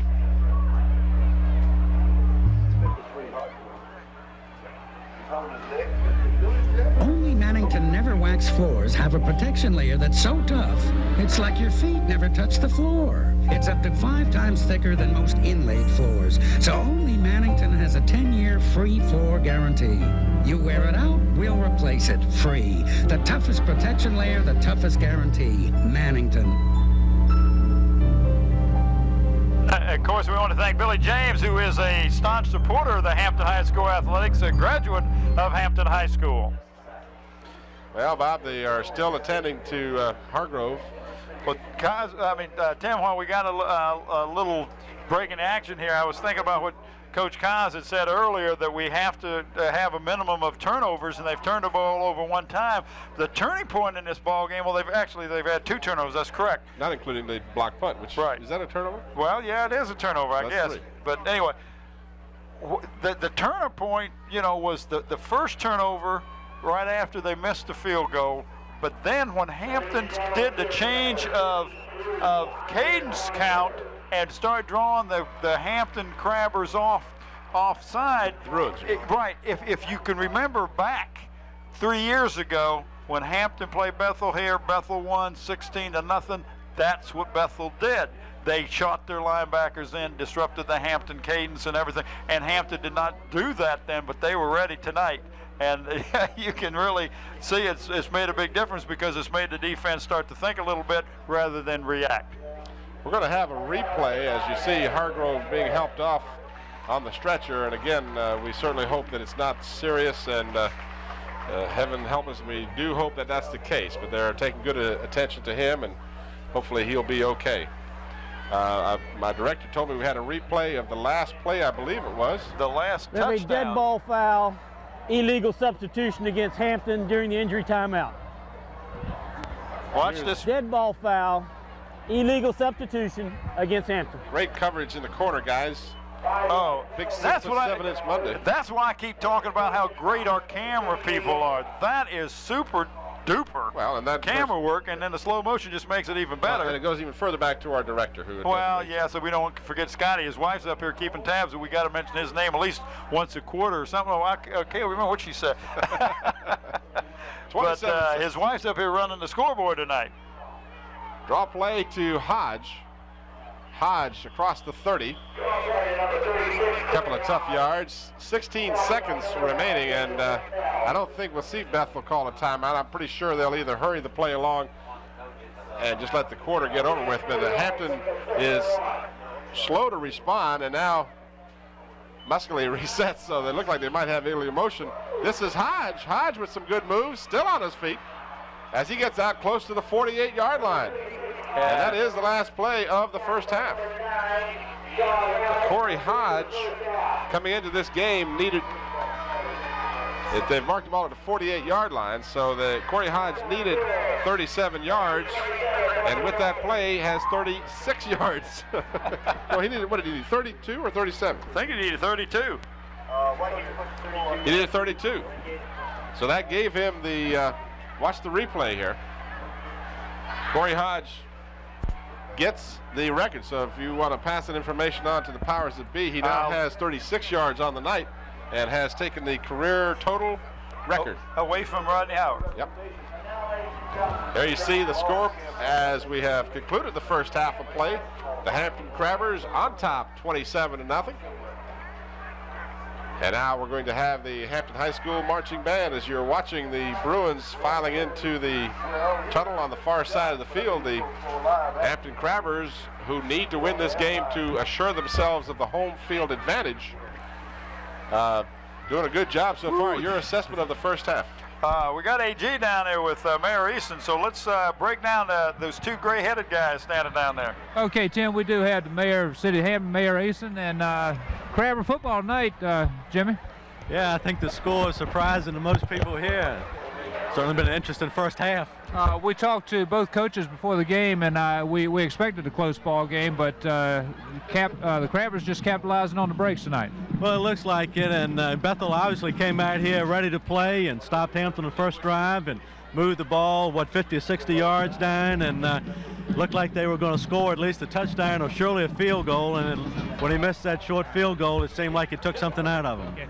Again, the Hampton School Division and the City of Hampton, we got about 3 teams now that still have a chance at the playoffs, and Bethel, even if they lose tonight, have an outside shot, indicative of the football program here in Hampton. Oh yeah, we're very proud of that as always, and what can you say about the consistency of Hampton High School? You and I talked about it when they played Tav in the first game, and the tribute to Mike and the coaching staff, and to think that they are so consistent year after year is just remarkable.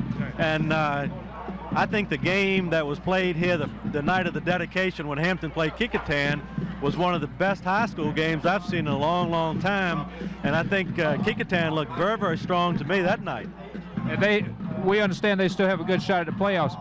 What about the city council support for the athletic program at Hampton? I think where we stand here is obvious of what's going on at that level. Well, I think you know that we're very, very interested in supporting the total realm of the high school programs, not only from an educational standpoint, but certainly the athletics.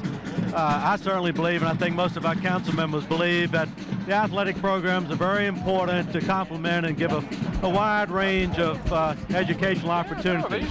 I appreciate you coming down. One final question now.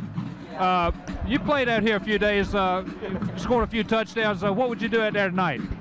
I'm sorry, I didn't quite hear that story. I said you've played on this field quite a few times and scored quite a few touchdowns. Would you like to be out there tonight? And if so, what would you do? No, I'm perfectly happy to be in the stands. The boys are bigger and faster and stronger than when I played, and so I don't think I'd be much of a match tonight. Okay, appreciate you coming down. Okay. Mayor James Easton. Okay.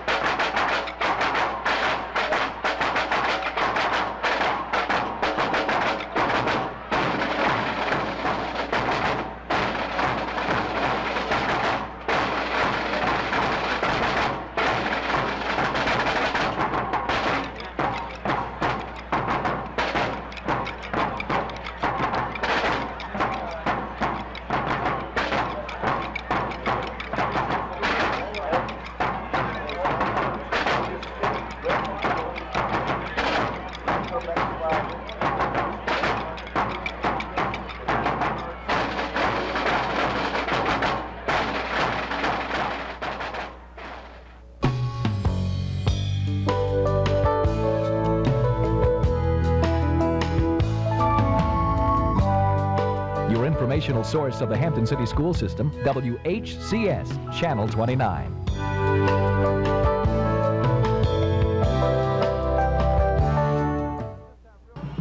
Okay, we got a couple of JV cheerleaders this time, real treat. And who do we have here? Hello, I'm Aisha Braithwaite. All right. I'm Erin Durbin.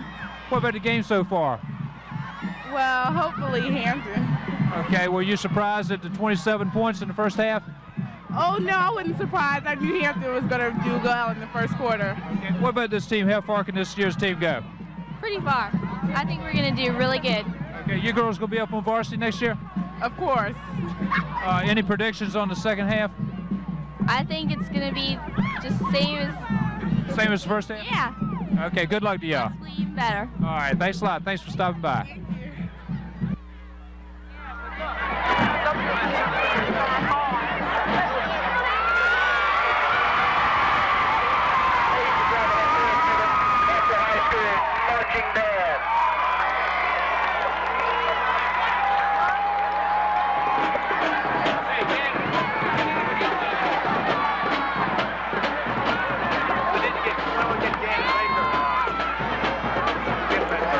Tim Cole, Bob Hintz back here at Darling Stadium as the Hampton Crabbers return to the field. Let's run down the first half statistics for you. Hampton Crabbers had 7 first downs, while the Bethel Bruins registered 5. The Crabbers 143 yards rushing, just 3 yards passing as Matthews completed that touchdown pass to Aaron Monday for his only completion of the first half. The Crabbers did not fumble the ball. They were penalized just once for 5 yards. and they had the ball 9 minutes and 55 seconds during the first half. Bethel on the other side, as you see on your screen, 5 first downs, 49 yards rushing, 61 yards passing, a total of 110 yards total offense. 2 out of 9 in the passing department with 2 interceptions. Gerzak had one of those, Manny Mines the other. No fumbles, and they were penalized 6 times for 46 yards. There you see the time of possession. Oddly enough, the Bruins had the ball about 4 minutes longer than Hampton did. Which is, you know, you stop and look at the score and you say that's not right, but then if you look at the scoring drives and how quick they scored the ball after they scored after they got the ball, that's one of the reasons that happens. Robbie Robinson having a tough first half. He's thrown 9 passes. He's completed 2 to his team and 2 to the Crabbers. And that's not indicative of his abilities. The catches were made by London for 43 and by Rainey for 18 yards.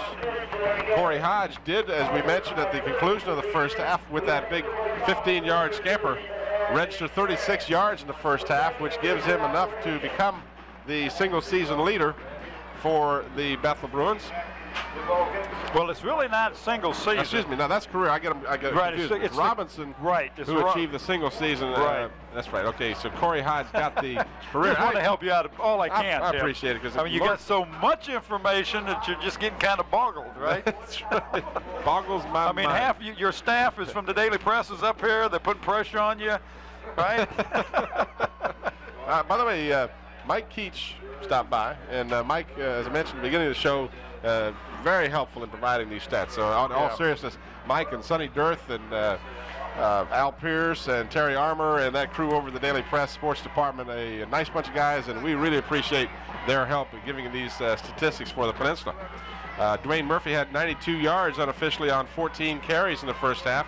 50 yards for JoJo Becknell on 5 carries. He's got a 10-yard per carry average for the team, and Matthews carried once for a yard. He was 1 out of 2, as we mentioned, in the pass completions. Crabbers had 7 first downs, all of those coming on the ground. And I guess, as you said, though, Bob, the real turning point, and I was talking with Mike Keach during halftime as well while we were showing the band, he felt that missed field goal was the turning point as well. Had they gotten the 3 points there and gone around and played some defense, got the ball back, might be a different story. Well, they would have kicked off.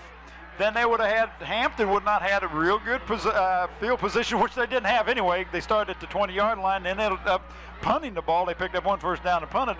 But, that was a big turn, because had you scored first, mentally, that just pumps everybody up on the Bethel side, and it didn't happen, and it was a momentary letdown. And, of course, when the interception happened, Manny Mines picked off the ball, stepped out of bounds. The first play, Murphy took it in, and a lot of people say, well, why? And it's, again, because you have a mental letdown. A lot of those players for Bethel are playing both ways, and it makes a big difference. It really does. The power ratings, as posted by the Daily Press in Division 6, show the Hampton Crabbers with 14 power points, leading the Division 6 Peninsula, or the rather Eastern region. Great Bridge at 13.56, Princess Anne at 11.78, Kecoughtan at 11.22 is in 4th in the Division 6.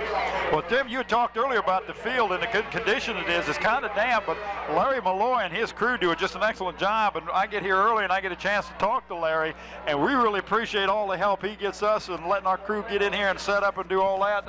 And they just do a super job with the field. And they were running around with new jackets on last week, and told them they're starting to look real professional out there. But our hats goes off to Larry Malloy. Corey Hodge misjudged the ball and lost his footing, but he does, in fact, pick it up and get back out to the 25-yard line. So what could have been a disastrous start to the second half, and if you're bounced the right way for him. Yeah, if you're over there on the Bethel bench, you're starting to shake your head and say, wait a minute. We're supposed to come out here. We got the ball. Let's take it down. Let's score. Let's get on the board. Let's start showing some positive things happening out here.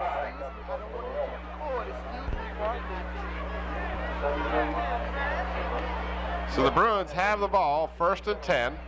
They'll start from their 25-yard line. Robbie Robinson remains at quarterback.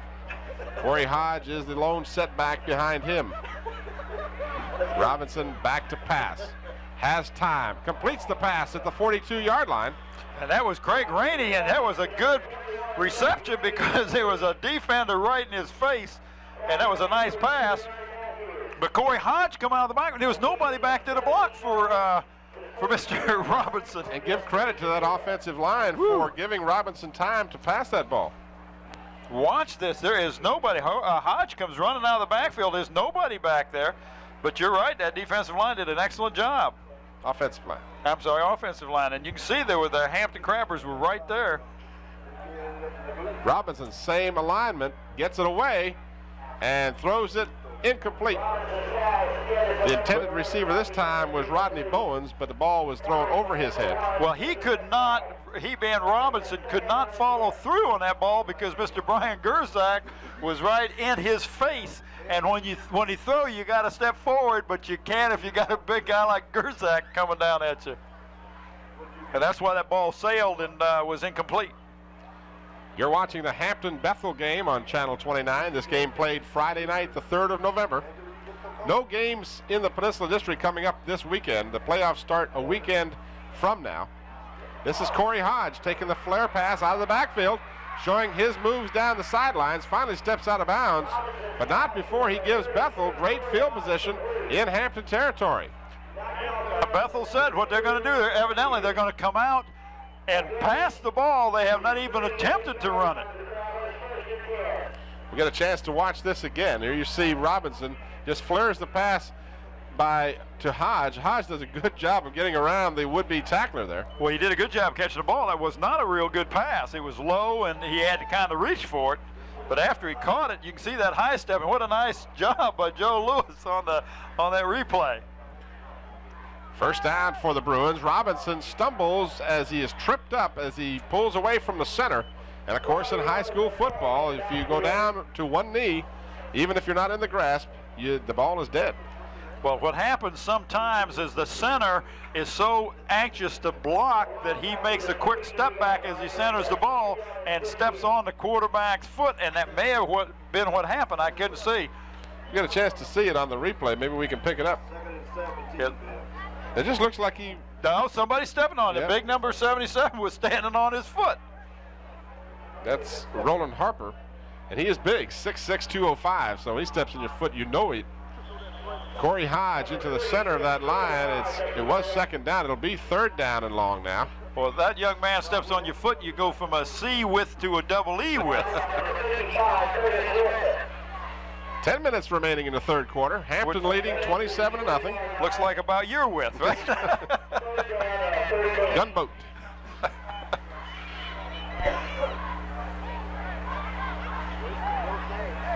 Well, he's got Steve Hodges clear to the right and Rodney Brown to the left side, and then Rainey in the slot. Robinson rolling, looking, throwing. London has it on his hands, but he can't hold on. Paul London going downfield just couldn't hold on to the pass. Now, that was a nice pass, but it was just a little bit over his hands, but he was kind of running for his life, Robbie was, before he made that pass. He was getting a lot of pressure from the Hampton defensive line. Timeout on the field as Bethel Bruins will take a timeout. Watch the replay here. Robinson, and you can see the footing is a bit treacherous out there. You see Monday very gingerly stepping along there, trying to get to Robinson. Well, not only Monday, as big as Monday is, and then you see Rodney Riddick coming right behind him. I mean, you got about 400 pounds coming at you. London did have a step on the defender, but the ball was thrown too high, and Paul London outstretched. Good job again, camera people, Slow-Mo Joe, and our director, Scotty Bowers. These people do a great job. I know we may tire the fans by saying that repeatedly, but you have to remember this is something that these guys do on Friday nights. They don't work for NBC where they their whole job is to do this. They do a heck of a job, and we are most appreciative of all the fine work they do. Jerome does a super job on his camera. Angelo, and that's Jerome Young, not Jerome Brown. I tried to get Angelo name. Brown. I heard you. I twisted him last week. What I told him, I said just call you Tim Fox. That's right. Just don't call me late for supper. That's all I ask. Yeah, but we got Beverly pinned down in the truck doing all the graphics. Of course, Scotty Bowers, with all his direction, this is why it works so well. Yeah, this crew is first drawer. Yeah, we can't forget Sam Still sitting up here next to us. He won't let us forget it. 4th down, and Monday almost picks it off. Big 6'7" Aaron Monday skied in front of Robbie Robinson, batted that ball down and almost picked it off. And he picked it off. That would have been just about all she wrote, because he was almost he had a little steam going. He would have just kept right on going. The ball will go over to the Hampton Crabbers on downs. That was 4th down and 13. Here we see the replay. There's Riddick being held a bit, and there you see Monday, just the tail end of that. Aaron Monday got that big hand up there, almost picked it off. So the Crabbers get it with great field position again, their 41-yard line, leading 27-0. In motion to the near side is Cal Key. First time Hampton has used motion tonight. And then they feed it to Dwayne Murphy. Surprise, surprise, 4 yards for Dwayne Murphy. All that thing, they got wide outs, they got people split out, they got people in a slot, they put a guy in motion, and they hand the ball off to Murphy. But how many yards? That guy's almost got 100 yards already, right? Well, as a matter of fact, if I can peek over the shoulder of Jerry Z here, 15 carries, 97 yards for Dwayne Murphy. Well, that's sneaking up on 100 real quick, isn't it?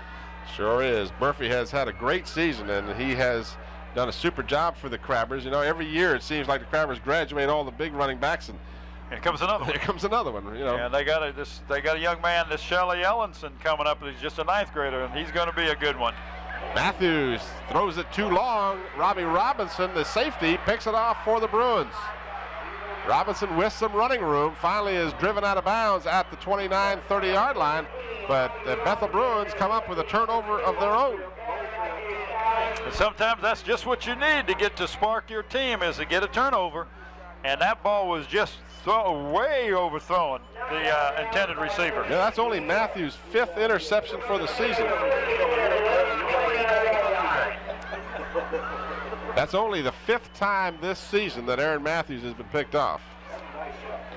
Great shot there as Robinson looked like he was the intended receiver when in fact, of course, he wasn't. But you can see they're kind of gingerly making the turns, and because their feet will slip out from under them. So Robinson, after the interception, now takes the ball from center. Gives to the lone setback Corey Hodge. Hodge struggles for yardage, still on his feet. Picked up about 5, close to the 35-yard line. 8 minutes and 19 seconds remaining here in the 3rd quarter. The Hampton Crabbers 27-0.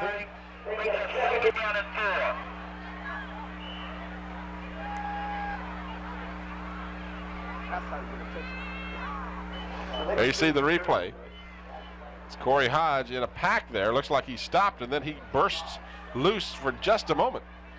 We have the premier running backs in the district here tonight, with Corey Hodge, the 2nd leading ball carrier, with, as I said, 667 yards coming into the game. This is Hodge trying to get around the corner. Becknell misses him, and then Hodge goes out of bounds at the 39-yard line. Rodney Riddick all the way across the field. That man is fast. As big as Rodney Riddick is, now he is about 6'4"? No, 6'2", 207. I'm sorry, no, 6'4", 263, and he runs like a halfback. He really does. Watch the replay on this. That's Becknell who chases him wide, which of course sets up the eventual tackle. And there's Monday. And there's the coach trying to get out of the way too. He says, let me out of here. So I want to make the tackle. 39-yard line. 3rd down and short. It looks like Bethel did get the 1st down, and they did. You see the Hampton coaching staff for just a moment there. So the Bruins get the 1st down. I checked it. My back focus is fine. No. Well, Bethel needs to do something and get something going. They've got a couple of 1st downs, and they're moving the ball right well. They got to get us some points on the board. Robinson, quick pass over the middle behind the intended receiver, Paul London. That was Wilson, James Wilson, and almost picked that ball off. Is that Curtis Wilson or James Wilson? I'm sorry, Curtis Wilson. I'm James Wilson from last year. Right. But I mean, the guy is dropping back in that zone coverage right where he should be. Get a chance to watch this again as well. You see Robinson going back, just flares it over there, and London, it was tipped by Curtis Wilson. Otherwise, London might have had it. Yes. Robinson, again, the ball tipped. This is it a live ball? Let's see. No, they're blowing the whistle, but again, that was Aaron Mundy in the backfield. His big arms are all over the place. He's just knocking that ball anywhere. That's a good shot of Danny Mitchell on the sideline. He's talking with the people up here in the press box, talking with the coaches to find out what's happening on the field, because the best vantage point for the coaches is not on the sideline, is up here. So that's why they have those earphones and all, so they can talk. That ball was close to being a lateral. Yeah. And that was one of the things I'm sure Hampton was contending that it was, but they ruled it as a forward pass. And of course, if it was a lateral, it's just like a fumble. That ball is loose. From the 41, 3rd down and 10 for the Bruins. Robinson setting the screen up in the middle to Hodge, and Hodge just couldn't get a hold of the ball. Well, and again, Robbie is just running for his life back there. They're putting so much pressure on him that he cannot say. He threw that off his back foot and just couldn't get enough on it to get it to Corey Hodge. 99 yards for Robinson on the evening, but those 99 yards are on 4 of 17 with 2 interceptions, so it's not been good for him. There you see Hodge just couldn't quite get it. The ball was thrown low, and of course Hodge had to be aware of the fact that he was going to get creamed if he caught it. That's right. That was a middle screen is what they had set up. Pressure on the punter. Taylor has contact made, and I'm waiting to see. I do not see a flag. And the ball is down at the 33-yard line. So the referee, Mike Robinson, right there to watch the play, did not throw the flag, even though there appeared to be some contact. Of course, he was much closer than we are, so I certainly wouldn't second guess him. Well, he watched real close. He was looking, and I thought that he was going to throw the flag. From the 32-yard line, the Hampton Crabbers have it now. 6:49 remaining, clock moving. 3rd quarter, Hampton 27-0 in this annual tradition between the Crabbers and the Bruins. Flags are down. Murphy has got the football across the 40. But we have flags on the field, and it appears it'll be against Hampton.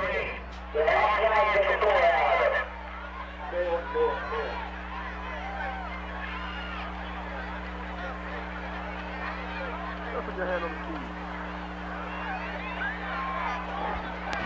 You got a chance to watch this No again. penalty on the play. All right, so an inadvertent flag. There is no penalty. Watch Murphy. You can see Murphy just runs with such confidence, and one guy doesn't bring. It takes 2 or 3 to hit him to bring him down, it looks like. Yeah, he has such great balance, Murphy does. He's not the type of guy that you're going to arm tackle either. He's got good strength, but he has excellent balance. That's, if I could say, in my opinion, one of his best attributes. And what have we got now?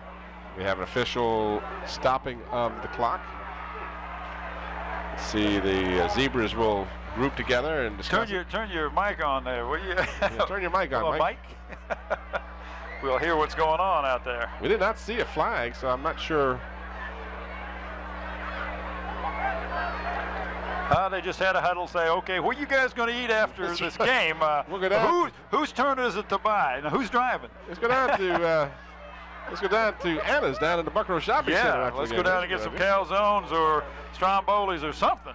JoJo Becknell, look at him drag a would-be tackler. Big number 7. That was Roland Harper, and he is big, 6'6", 205. He just dragged him for 5 yards. And it is a first down for the Crabbers. So the game is high scoring as we expected it would be. Hampton averages 31 points per game while giving up just a little more than 7. But the Bruins, who average 20, have yet to score. Yeah, that's very surprising because I did believe that it would be high scoring, but I thought both teams would score. This is Ellison carrying for the Crabbers. And the handoff is just not quite as smooth with Ellison as it is with Murphy. But that's, that comes with time, and he's just a 9th grader. He is young. The coaches are real high. Danny Mitchell is real high on the young man. He told me last year, he said, you watch, this young man's going to be a good one at Hampton. Allison comes out as Becknell comes in. Manny Mines comes to the near side. Aaron Monday sets wide to the left. 2 setbacks now. This is a fake from Matthews. He throws for Gerzak, and the ball is incomplete. And now they're going to throw a flag. That contact was not necessary, and I think that's what they're going to rule, although it was apparently not a late hit. But the ball had gone out of his hands. He had no chance to catch it, and then he was hit. So, and that was Robbie Robertson, your quarterback, doing the hitting. Get a chance to see this again, and again, we're not trying to second guess anybody here, but I believe that's why he threw the flag. The ball had gone through Gerzak's hands, and then the late hit. You see right here, well, you're not going to see it. So we weren't able to get that, but in my opinion, that's what happened. We have a personal foul on Bethel. Offensive pass interference on Hampton. We'll replay the down. That's interesting. I didn't see the other flag. So offsetting penalties will negate that play. So assuming that what I said was correct, there was offensive pass interference. It may have been at that point or may have been away from that point. Yeah, I don't believe it was at that point. If it was, I missed it. It could have been anywhere, but I only saw the one flag. I did not see 2 flags. So offsetting penalties, and they'll do that one over again. So it brings up a 2nd down again. And what is that, about 7, isn't it? 2nd down and 7 for the Crabbers. They've got the ball at the 48 of Bethel. Crabbers lead 27-0. 5:04 remaining in the 3rd quarter. Aaron Matthews, the quarterback.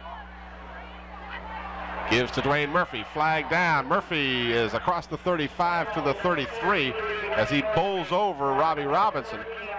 But there is a flag down at the line of scrimmage. And that could very be, when it's in the line of scrimmage like that, looks like it will be holding. And I think that's what the preliminary call is. We get a chance to see the play again. I'm not sure we'll pick up the holding, but let's see if we can pick it up. Right there, looks like somebody's holding Fullwood, number 44. He was jumping in the backfield. That's right that where the may official. Be where the, We've got holding on Hampton. That's the area where the official threw the flag, so we'll assume that that was it. Nonetheless, the penalty is against Hampton and backs them up into their territory. And that's the first big penalty against Hampton tonight. They haven't had many penalties. Just their 2nd penalty of the night. They mark it at the Hampton 40. Allison comes out and Becknell checks in for the Crabbers. Good crowd on hand for this game. Chilly night at Darling Stadium, but you know what? It's a perfect night for football. Oh, it really is, and the wind has really died down. It has not been a factor, which I thought it might be. Matthews still has the football. Nice fake. He's got Murphy open, and he's got it. He's still on his feet. He's going to go. Dwayne Murphy all the way for the score. No flags down on the field. Well, that was a nice faking in the backfield by Aaron Matthews, but after Murphy caught the ball, he was tackled, and I thought he was going to be stopped, and he ran right out of that tackle. He was such a strong young man, and so hard for one tackler to bring him down. 60-yard pass and run.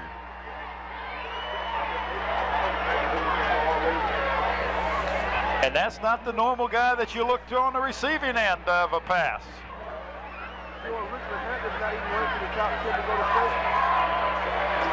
And the extra point is good. So Greg Dean gets back on track as he has hit 4 of 5 extra point tries. Here we'll watch the replay. Watch this faking in the backfield. Fakes to Becknell. And then Matthews has to do a good job of getting away from the would-be tackler. That is Rainey. Rainey, yes. But watch this catch, and then after he catches it, he runs. He gets tackled by Robbie Robinson right there, boom, and London comes up, and he just gets away from both of them and picks up a nice block from Aaron Bundy right there, and that's all she wrote. He's telling Steve Hodges, I'll meet you in the end zone. Is that what he said? He said, yeah, that's where I'm going. I don't know where you're going, but I'll tell you where I'm headed. But Dwayne Murphy continues to just put the numbers on the board. That is his 2nd touchdown. Let me tell you something about Mr. Dwayne Murphy, what he did last week. he took his offensive line out and fed them. Took them out for supper. I mean, after that tremendous running the ball 43 times, I mean, it's because you got a good offensive line open up holes for you. And that was such a tremendous, you know, you don't hear about that very often, but that's saying thank you, guys. Well, these running backs appreciate that line. I guarantee you they do. They may not get the press that people like Murphy does, because here's a young man who has just scored his 3rd touchdown of the night. He's got 19 touchdowns to lead the district. AG, who you got? Hello, AG. Well, AG we lost doesn't have anybody. We don't have AG. I think he's on the other side. Tim? Yes, AG. We are down. When we get a chance, we're going to talk to Tom Bailey about the weather, he said. But if you get a shot, I don't know if you got a zoom lens. The man in the box that's carrying the downs man. Yeah. Get a shot at his cap if you can with a zoom lens. All right, let's see if we can do that. 3:44 left here. Bethel from their 31. Robinson setting up the screen across the middle, the play they tried to do earlier. This is Hodge. Corey Hodge shows his good speed and quickness, and he gets down close to the Hampton 45-yard line. Once he catches the ball, he is so explosive, and that shows he's a great runner. You get a chance to watch it again. You know, we wanted to talk about the playoffs at this point, but unfortunately we don't know who's going to be playing whom. Well, I know that it's going to be played here within 2 weeks. Now, there will be no game next week. The playoffs will start in 2 weeks, and I'm not sure who Hampton will play. They'll either play Great Bridge or First Colonial, the other 2 teams that are in for sure. I don't know who the other team is that may get in. Corey Hodge on a little flare pass can't pick it up. It's just thrown too low. Well, Kickertan could get in. So Kickertan could make it in. The Cavaliers, which is First Colonial. Princess Anne is now out of it. Great Bridge and the Warwick, and the Crabbers. So I don't know the matchups. 3:09 remaining here in the 3rd quarter. Bethel trailing 34-0 now. Murphy with 3 touchdowns. He's got 19 on the season. Super season for Dwayne Murphy. Robinson, same pass, same result. Corey Hodge just couldn't get a hold of the ball. Probably a good thing is over there were Thompson and Brian Gerzak. Had he caught it, along with that was number 62 was the other young man. And number 8, Cassell. So there was good company over there for Hodge. It's probably just as well for his own health. Marcus Simmons was the other young man over there.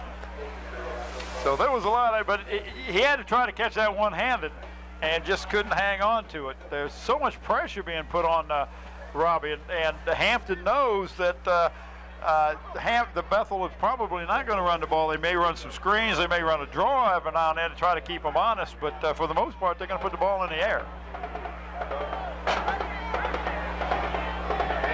Oh, this was picked off. A flag down at the line of scrimmage. We'll wait and see.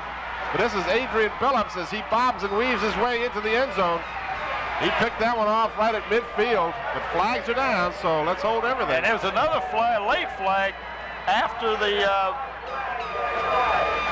touchdown. It was a late flag thrown down about the 11-yard line.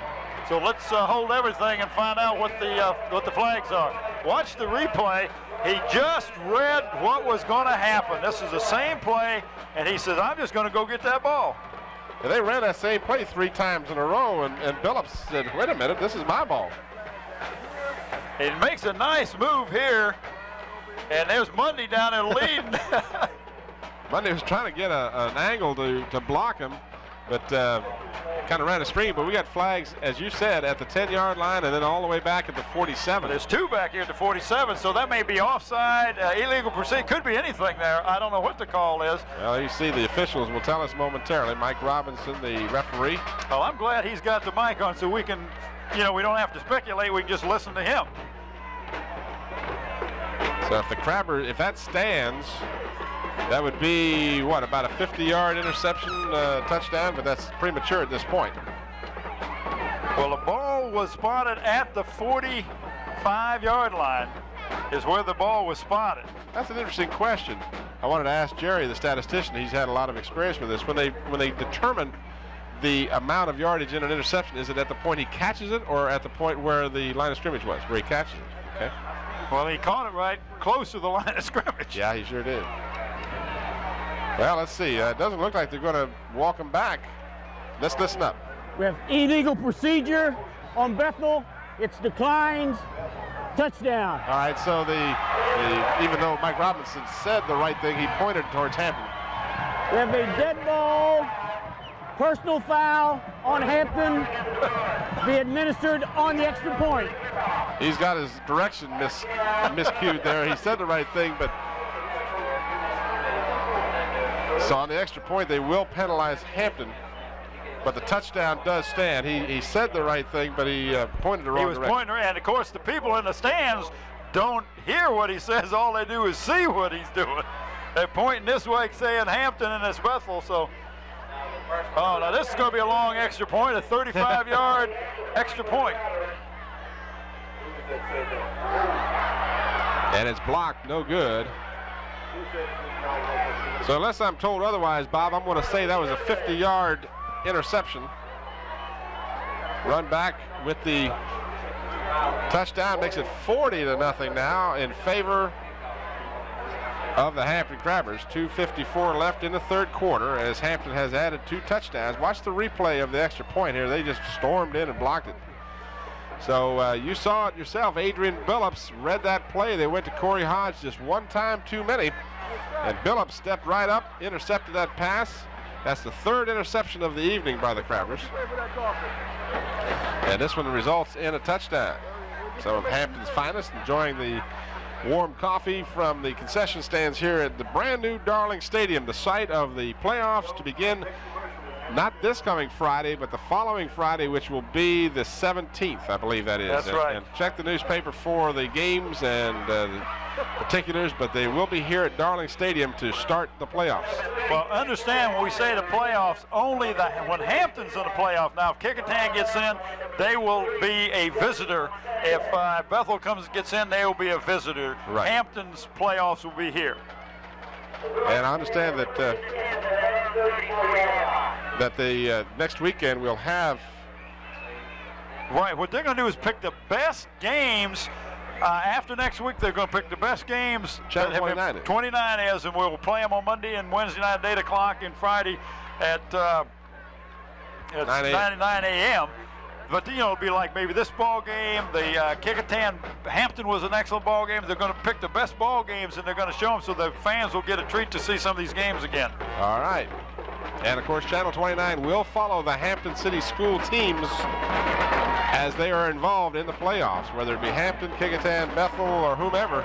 We will follow the teams as best we can. Absolutely. Most certainly will. We've had the pleasure of following Hampton to the state championship here a couple of times. And more than a couple of times. Crabbers don't look like they're any weaker this year, that's for sure. Well, they have gotten stronger and stronger and stronger as the season has gone on. But this team is just getting more confident. I mean, they are playing with such confidence out there. They're explosive. Needless to say, they average 31 points a game, and they've scored 21 or more in every game but that one where they lost to Denby. Robinson just gets it away. It's incomplete as Steve Hodges battled for the ball more or less with Corey Hodge. Yeah, you got 2 men in the same area. That's not what you want. If you're the coach, you don't want 2 offensive receivers in the same area, same zone. 22 pass attempts for Robinson so far, only 5 completions, so that's just not indicative of his abilities. Bethel calls a timeout with 2:04 remaining. It's kind of interesting. The first half just zoomed by as the passing was minimal by both teams. And now the second half here, the third quarter in particular, has just really bogged down with a lot of incompletions. You see the replay here. And you can see that Steve Hodges is going up for the ball, and he run into by Corey Hodge. We look like we have a momentary timeout on the field. While we got this timeout, I do want to thank and recognize the young man who got us the shirts with the Hampton 29, Channel 29 logo on it, and that comes from Turner Sports Place in Willow Oaks Shopping Center. And of course, that's Dave Chubb.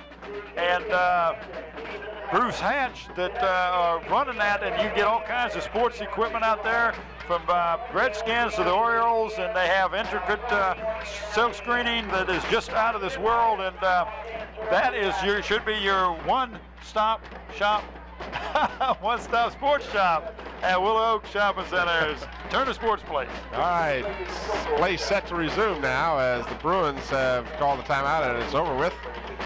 Robbie Robinson, 2 of 13 and 1 interception in the second half, so he's had a tough ball game in the second half in particular. From the 35, Robinson again back to pass, feels the heat, and he's down. At the 30-yard line, the Hampton coaches want a fumble, but I believe they'll rule that ball was dead. Mike Robinson pointed to the ground at the ball. The player was down. A whistle had sounded, so there will not be a fumble. 4th down and 14 for the Bruins. 1:40 remaining in what has been an extremely long third quarter. Especially if you're a Bethel Bruin. Taylor back standing at his 15-yard line in deep punt formation. Crabbers have blocked 1 punt already. Taylor gets a good snap. The Crabbers are coming. He gets it away. Taylor showed as if he had been knocked down, but that was not happening. Mike Robinson was not buying it. I was talking about the shirts earlier, about the logo and everything, and we want to give recognition to who made that logo. And of course, that was Diane Bowers, the better half of the Scotty Bowers-Diane Bowers duo.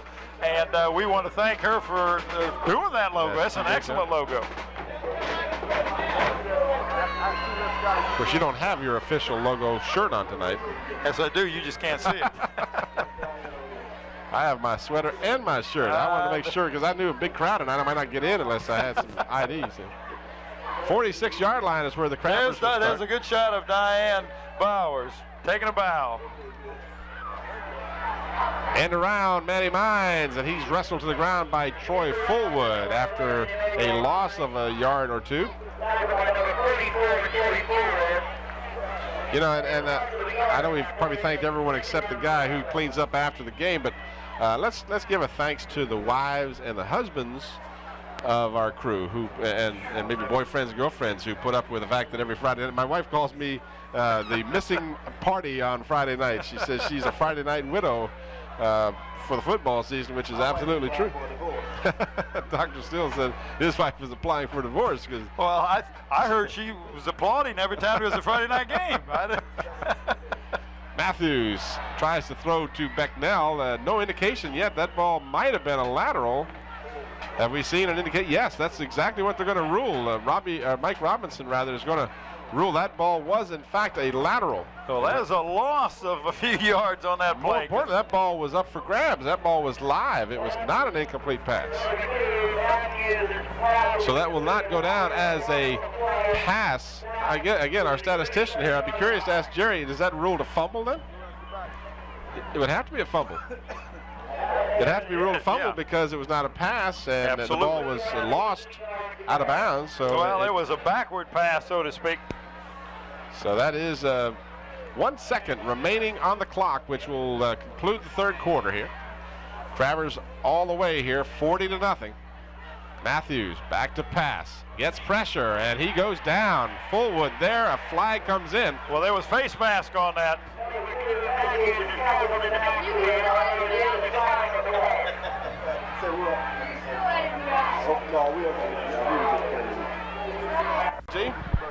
Are we at the fourth quarter? All right, we are back at Darling Stadium. A.G. Womble down on the sidelines. All right, Tim, right, we have Tom Bailey, principal at Bethel. Tom, what do we need here? Well, we got to have a big fourth quarter right now. And, you know, the kids come out, they're young and so forth. They made some mistakes tonight, but Hampton's played an excellent ball game, good physical game. And right now we're just hoping that we keep hopes alive to get the playoffs. And we still have a shot at that. Okay, that's we talked earlier, even if they lose tonight, which right now it looks like they're going to, Bethel still has a good shot at the playoffs. Well, it depends on what Lake Taylor does, and they've got tonight and next week, and depending on what they do, we're 1 point out of reach of that right now in the power rating, so it's going to be close. Tom, I'm not sure if they announced it tonight, but Corey Hodge, I think, broke the all-time Bethel high rushing record tonight. Well, I was down here supposedly to give the game ball to him when he did it, and I guess we got sidetracked a little bit. But yes, he did break Rodney Howard's season career record, over 2,500 yards. Quite an accomplishment. That's right. He's a talented back and a good kid. He's worked hard, and we're real proud that he's earned that honor. Tom, thanks for stopping by. Good luck to Bethel in the playoffs. But before we leave, I like that hat, ECU. Hey, can y'all see this hat, Tim? We can see the hat. Okay. ECU. Hey, I can see the hat. Okay. That's my alma mater, too. Fourth quarter underway. Matthews stands in, gets some pressure, steps up and throws to Gerzak. He can't hold on to the ball. As back defending on the play was Craig, check that, not Craig Rainey, but number 24, who is Dwayne Nobles. And we've got a flag down at the line of scrimmage. Got good hot chocolate here at Darling Stadium. Isn't that good? I'll tell you what. Did you put some more of that other stuff in that hot chocolate? I did. You took it all. Oh. That stuff makes your blood warm up. Is that what it is? Is that why you're red in the face now? Here we see the replay. Now, we're just teasing, guys. There's nothing but hot chocolate in this hot chocolate. There you see, you didn't see the penalty, but it's a big one. Roughing the passer. So just after Matthews unloaded that pass, listen up here to Mike Robbins. If it's personal foul, roughing the passer on Bethel, 4th down. So the Crabbers will have a 3rd down and a yard now. Aaron Matthews was decked after he let that ball go. And that does not count as a incomplete pass because of the penalty. 3 receivers to the near side, flags down. Looks like Hampton may have drawn the Bruins off. So that's not the first time we've seen that. What, about 3rd time tonight? 4th, at least 4 times. Dead ball foul, encroachment on the green, 1st down. They did it twice, moving on to one of their drives, and got like a 1st and 5 both times, and then one time down there where they got half the distance to the goal line. So that's at least the 4th time that's happened tonight.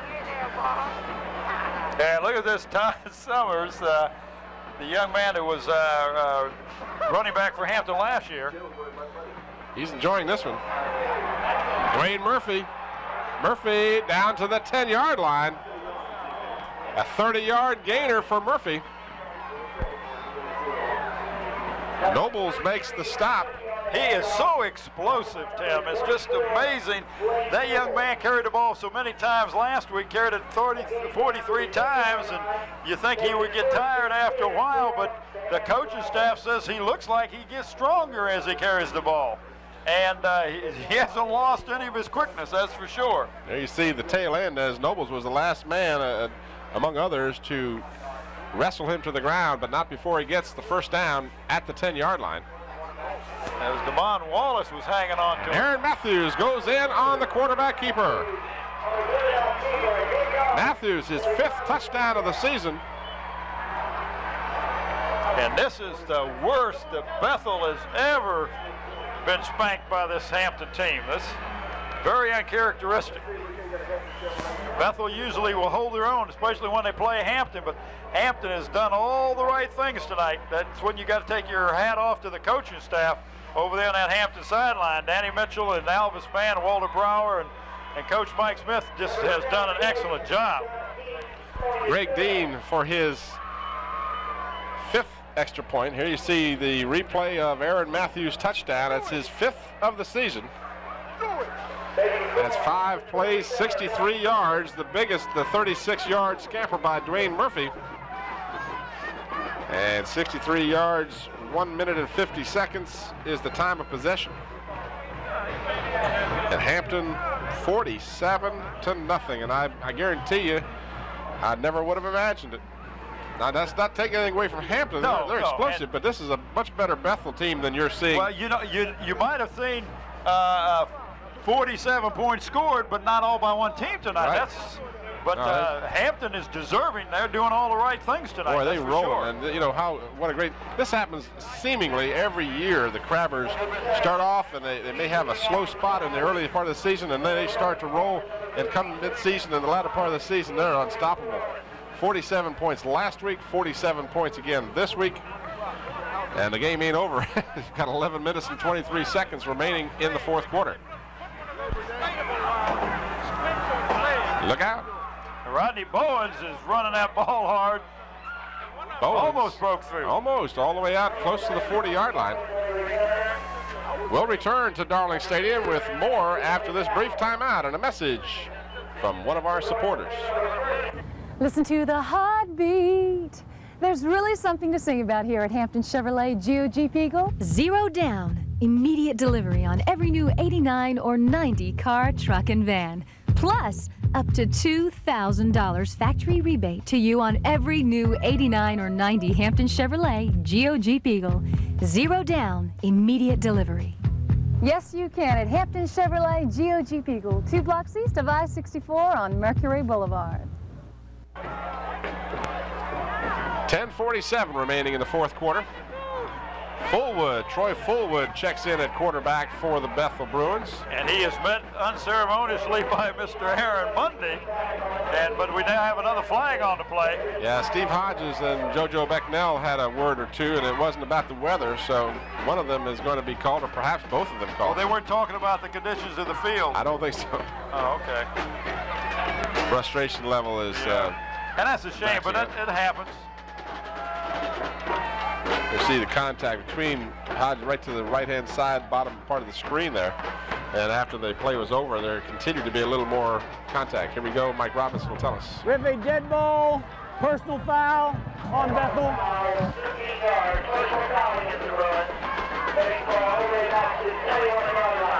So the woes of the Bethel Bruins continue.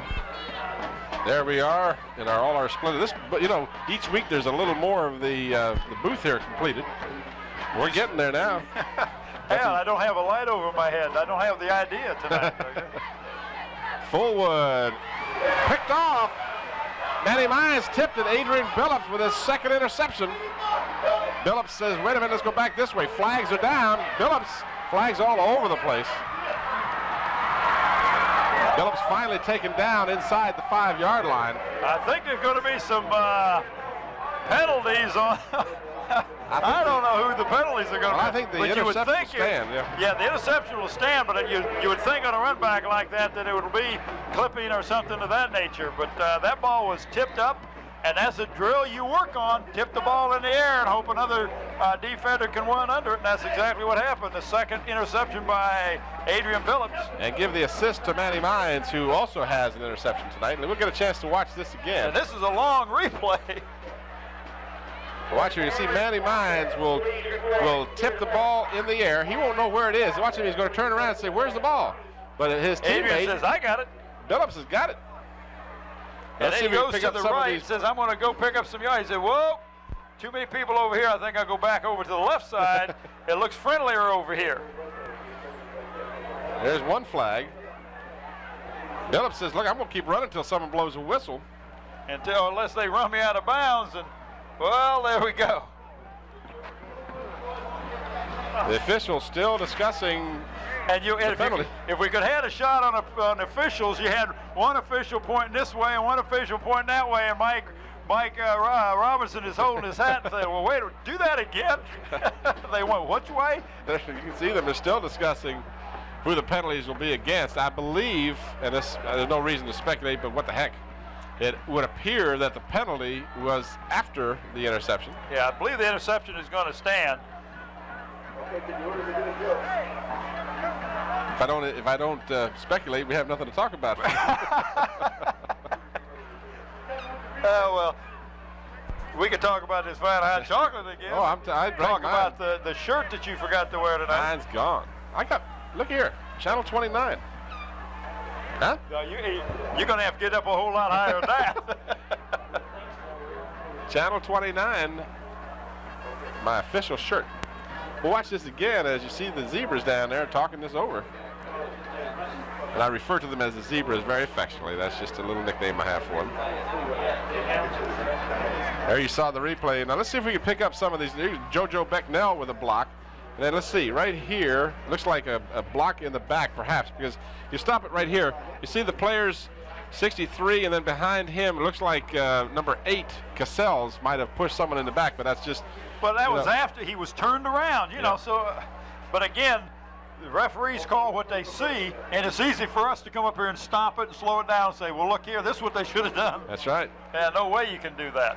And they're still talking about it. There's a discussion continuing. How fast was that? And you can see on our scoreboard down there, we got a pair of eyes that we're just looking and looking and looking. All right, while they're still discussing it, let's take a brief timeout and a message from Hampton Chevrolet. Listen to the heartbeat. There's really something to sing about here at Hampton Chevrolet GOG Eagle. 0 down. Immediate delivery on every new 89 or 90 car, truck, and van. Plus, up to $2,000 factory rebate to you on every new 89 or 90 Hampton Chevrolet GOG Eagle. 0 down. Immediate delivery. Yes, you can at Hampton Chevrolet GOG Eagle, 2 blocks east of I-64 on Mercury Boulevard. Well, Bob, they still haven't decided what the eventual outcome of this is, as they're talking it over now with a player from each of the two teams. Well, two of the captains is who they're talking with, and that's Aaron Matthews and Troy Fullwood. But we'll get the call from Mike Robinson, hopefully. Tell us about it, Mike. We have an illegal block on Bethel. It's declined. Is that all? Illegal block on Bethel. We have holding on Hampton. That was okay. So the block apparently occurred during the interception process. Yeah. Then there was a holding call against Hampton that time. Let's go to Billy James right now.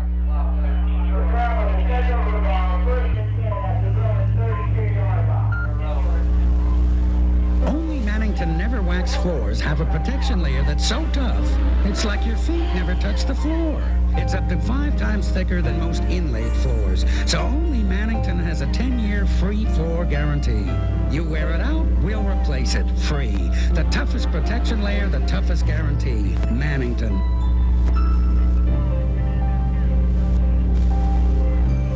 And of course, we want to thank Billy James, who is a staunch supporter of the Hampton High School athletics and a graduate of Hampton High School. While we were away for that message from Billy James, Dwayne Murphy carried 3 yards for Mr. Murphy, almost 3. Let's call it 2nd down and 7 for the Crabbers. So they get the interception. That's Adrian Billups' 2nd interception of the night on the tip drill, just like you planted in the practices. Matthews on the option, loses his footing, decides to keep the ball. That pops loose and pops right into his hand. You know, and when things are going right for you, they go right for you. He slipped, and it looked like he was going to pitch. He slipped and didn't pitch, made the turn, got hit. The ball went out of his hands, hit the ground, bounced up, and hit him in the belly. And he got a 1st down to boot, or at least they are going to measure for the 1st down. Well, Eagle Eye, they're measuring. Where is it? Well, it's close to the 20. I'm going to say he's just short. I'm going to watch the replay here. See, he hesitated for a minute. He started to pitch back. Then he decided, well, I'll keep it there. You see the ball pop loose. And as you said, Bob, when it's going right, it just bounced right back up into his hands. And he got it by the length of football. So I missed that one. You only missed one all season. Well, you know that? I haven't missed too many, but I missed that one. Oh, you missed that one? You said that's right. You said yeah, it was I said short. he was short, but he got that one over. That was a short chain. You had short-changed? This was short-chained. Hey, Tim. Yes, sir. I'm over here. I'll take a measurement on this chain. Okay. Inside of 9 minutes to go. The outcome not in doubt. Only the final score at this point. Dwayne Murphy carries once again for the Crabbers. That is his 19th carry, and he's got 146 yards on the night. And I should add 3 touchdowns, as Murphy has scored 3 times, Becknell has scored, Monday has scored, Billups and Matthews. The Crabbers continue to put points on the board. 31 point per game average coming in, and they've scored 44 in the last 3 games, and now they've got 47 and a late flag again. So the game has digressed continually here in the second half. A lot of penalties. 10 penalties have been called against Bethel in the ball game, 4 against Hampton. And it looks like the 5th one against Hampton will be called here momentarily. Yeah, they call it clipping against Hampton. So the weekend coming up, which is the weekend of the 10th, no Peninsula teams will be involved. There are games still remaining to be played in the South Side area, which will determine who's going to win. And Coach Kozlowski, listen to Mike Robinson here, and I'll get to that as he'll tell us about the clip. Well, we won't hear him this time. What I started to say was Coach Kozlowski said that if his team were to lose, it's possible he may have to practice all next week because he won't know until Lake Taylor plays their final game, right, whether or not he'll be in the playoffs. Which is a week from Friday. Yes, that's a good point. And he may have to practice all week and then find out it was for naught. So I guess that's a tough way to go about this. It really is. When you got the teams that are that close and the power ratings are that close, so. I think I got that right. 37-yard line. Matthews airs it out. It's incomplete, as Nobles was the only player who even had a chance at the ball. Gerzak was out there. Bundy was the one going down the sideline, but he threw it more towards a post pattern than a sideline route. So maybe just a miscommunication on the ball players. So next Friday night, that means that your wife will get to see you. No, she's got plans. She said, "Who can play this game?" Okay, you think you can? That's right. I get to stay home with the kids. She says, "You either go to ball game or you're going to stay." Oh, okay, you're going to stay home. That's all right. Good for Donna. You see, the replay Monday was a good distance away from the ball. Matthews in the grasp, and he will be sacked. And that was Fullwood, Troy Fullwood, the number 44 was the main tackler in there. He got helped, got some assists, but he was the first one on Aaron Matthews. That brings up a punting situation as number 99 for the Crabbers goes in, and that's James Bailey. Bailey hasn't punted very often tonight. Hasn't punted very often all season.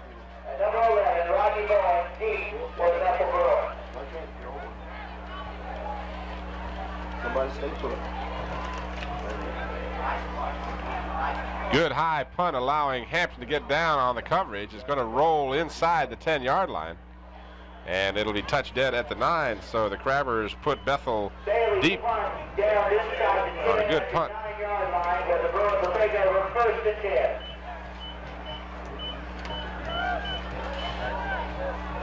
In an effort to impress you with my statistics here. But you just want to impress the people with, they think you're getting all this right off the top of your head. I'm going to tell them, you've got this huge computer here feeding out all this stuff, and Jerry Z is feeding. No, you do, give us some of this information you've got. James Bailey, to be exact, has punted just coming into this game 15 times all season.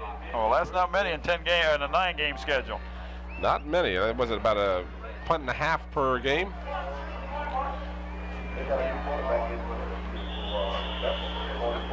And this Fullwood is still a quarterback for the Bruins, number 44. And that is Muscally, who is very slow to get up for the Bruins. He was shaken up on the play. Troy Fullwood, who has done a lot of playing on both sides of the line of scrimmage for the Bruins all season, has done a good job of it. As you said, he plays linebacker on defense, kicks field goal, has 5 field goals on the season, and is the backup quarterback. And Muscally gets the call again. While we have this lull with a little less than 6 minutes to go now, and the Crabbers comfortably on top, 47-0, we might want to talk about players of the game for these two teams. And who are you going to pick? I mean, you've got Murphy is jumps out in front of your eyes right off, but then you got Adrian Billups, who's done a good job defensively. Monday, I mean, has not had that great offense, but defense, he's just been right in Robbie Robinson's face all night. So, I'd have to kind of go with Monday. I think I'd have to go with Monday because of what he's done on defense. Yeah, that's a tough one. I'll tell you, I have to go with Adrian Billups, as the pass is completed by Fullwood. Nice pass over the middle to Rodney Bowens, at the 24-yard line. That'll be enough for a first down for the Bruins. I'm going to give my vote this week, and certainly not, and I forgot to throw the disclaimer in there. This is totally unscientific, just a little game we play. Watch the replay here of that pass completion. We play replay. Replay. That was not how you did that. This is unscientific. It's just a way to recognize some of the outstanding play on both sides of the field tonight. Adrian Billups has 2 interceptions. Manny Mines caused the second of Billups's when he tipped the ball in the air, and Billups was able to actually make the interception. And Manny had an interception himself. Manny had that one earlier, which kind of set the tone because he intercepted, and then the very next play, Dwayne Murphy went 36 yards, 4 touchdowns. So I'd like to give it to some defense here. I'm going to say Billups with 2 interceptions tonight, one of those going for a touchdown. Gerzak had an interception. So the Crabbers with 4 interceptions tonight. I'm going to give it to Adrian Billups. AG, you got some thoughts on it if you can hear us? Yeah, Jim, it's hard to pick one for the Crabbers tonight. No question about Billups and Murphy, though. I think I'm going to go with Murphy tonight. Yeah, 3 touchdowns is hard to argue with 145 yards. Well, and you got to look at Bethel. I got to go with Corey Hodge, as he has really worked hard out there tonight, as has Robbie Robinson. He's not had an excellent night. He's been under tremendous pressure. He's done a good job running the team as Fullwood is in there now, and he throws it out. It's picked off. And by number 9 for the Crabbers, and that is Hamlet. Sean Hamlet. So that is the 5th interception by the Crabbers. Tim?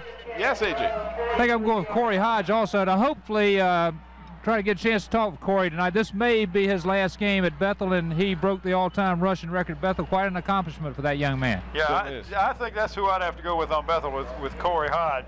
And I'm going to kind of side with you on the Hampton show. I think that I would go with Adrian Billups. I really would. Maybe Mr. Bowers, our director, if he hasn't been too busy doing all the other things he gets to do, if he could give us his insight.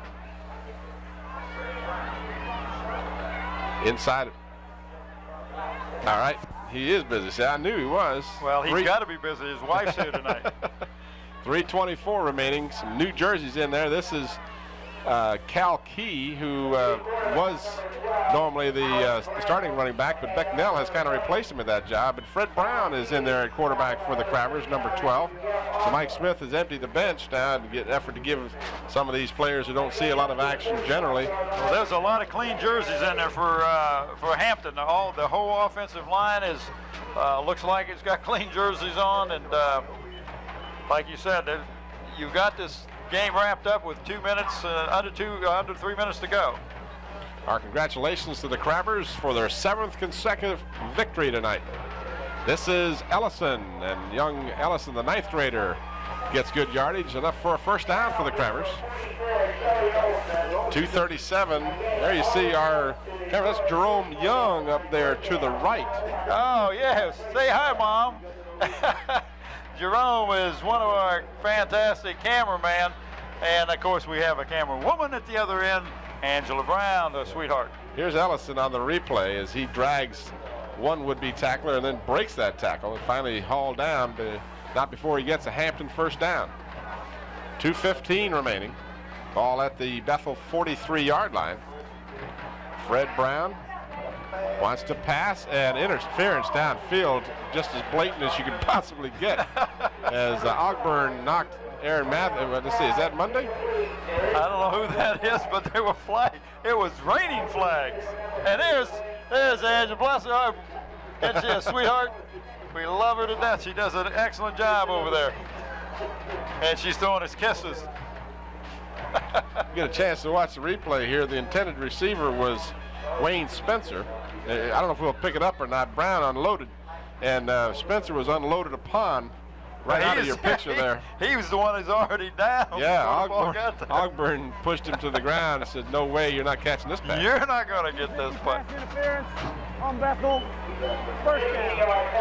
So Mike Robinson, who's been a busy referee tonight, indicates the interference call against the Bruins, an automatic first down. Well, we've got all the cameramen on, cameraman and woman on camera, but we haven't got young Sam on camera. Now we need to get a picture of him. He's the one that's doing true. the shot there with Danny Mitchell and Coach Mike Smith. We'll get young Sam in there. I guarantee he's got some great shots for us tonight, too. Fred Brown back.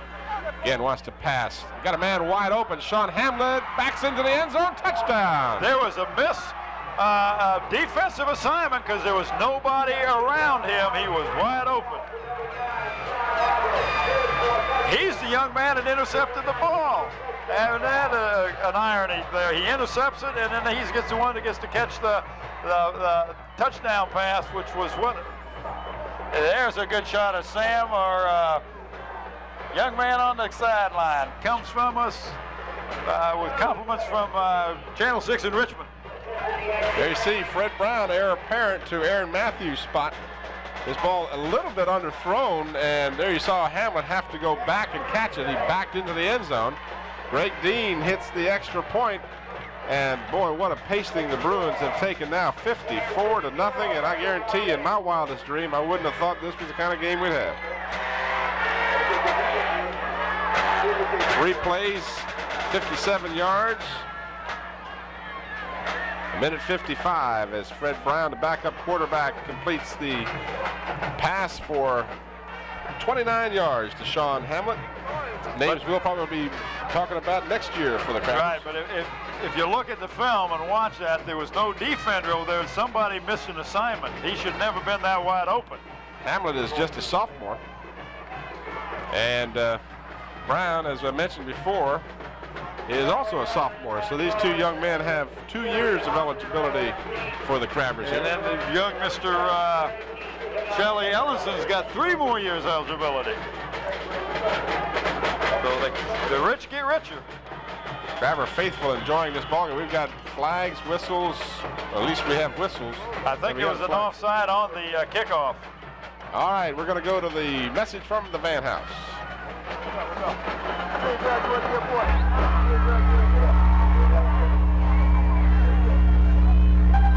Imagine the perfect vehicle just for you. Then create it at the Van House. Let our design specialists put your ideas in motion with a van, pickup, or handicapped conversion exactly as you want it. Personalized service, handmade quality, and value that you've dreamed about. The Van House, a universe of possibilities with down-to-earth prices.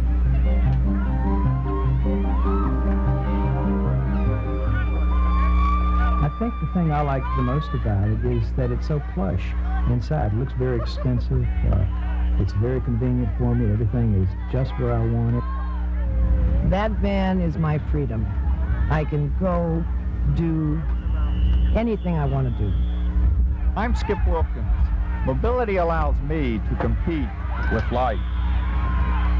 Look to the Van House for customized mobility products that fit.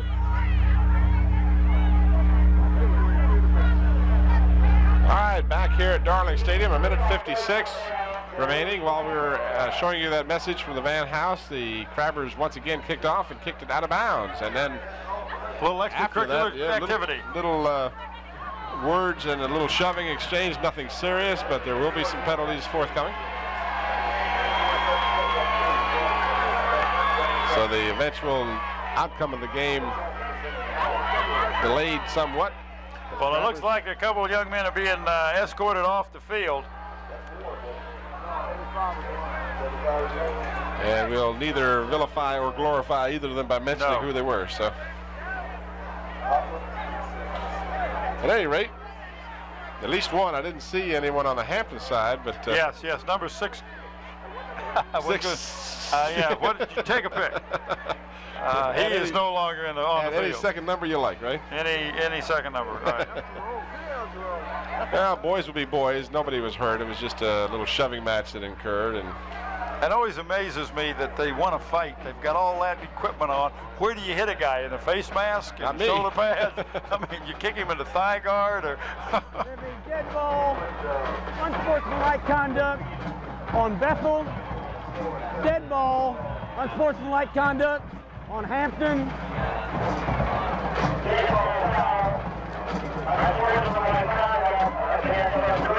We have a free kick infraction against Hampton. Mike Robinson has gotten almost as much airtime tonight as we have. There's been an awful lot of And penalties. not only that, he's got to stop and think, okay, we had dead ball, out of bounds, drag up 5 yards, we got to kick it again. We got a minute and 50 seconds. Let's get this game out of the way. I know he's getting tired.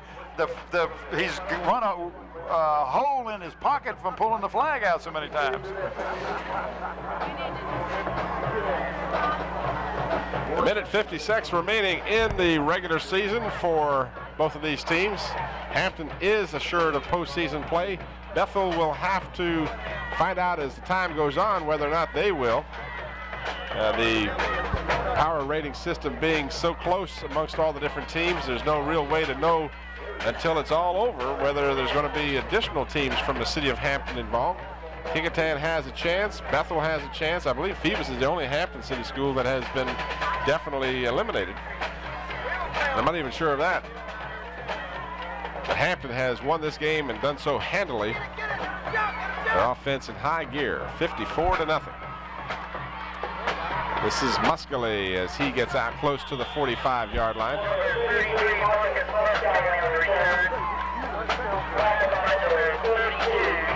So the Bruins now would, of course, like to at least put a point or two on the board. Well, no team wants to get shut out, but when you're 54-0, that really gets to get at you a little bit.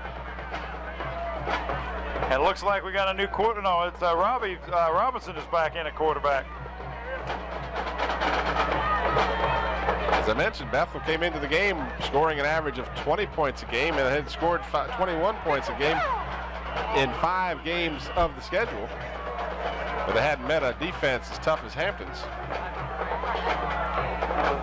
But you were right earlier when you said it seems like Hampton kind of starts off slow, but they get stronger and stronger and stronger. But if you watch this crew, they are just like blue-collar workers. They just go out and get a job done, and they do a good job of getting that job done.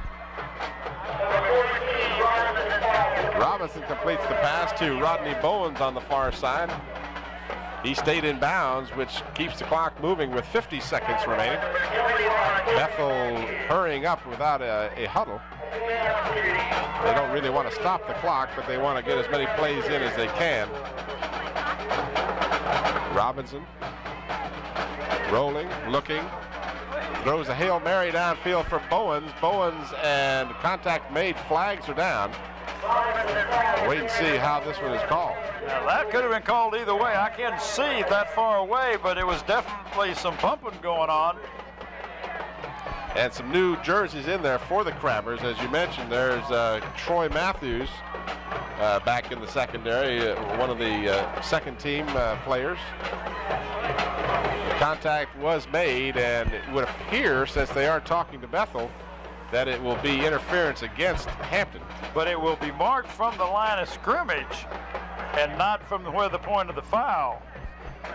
So it's the line of scrimmage looks like it's at about the 47 or 48.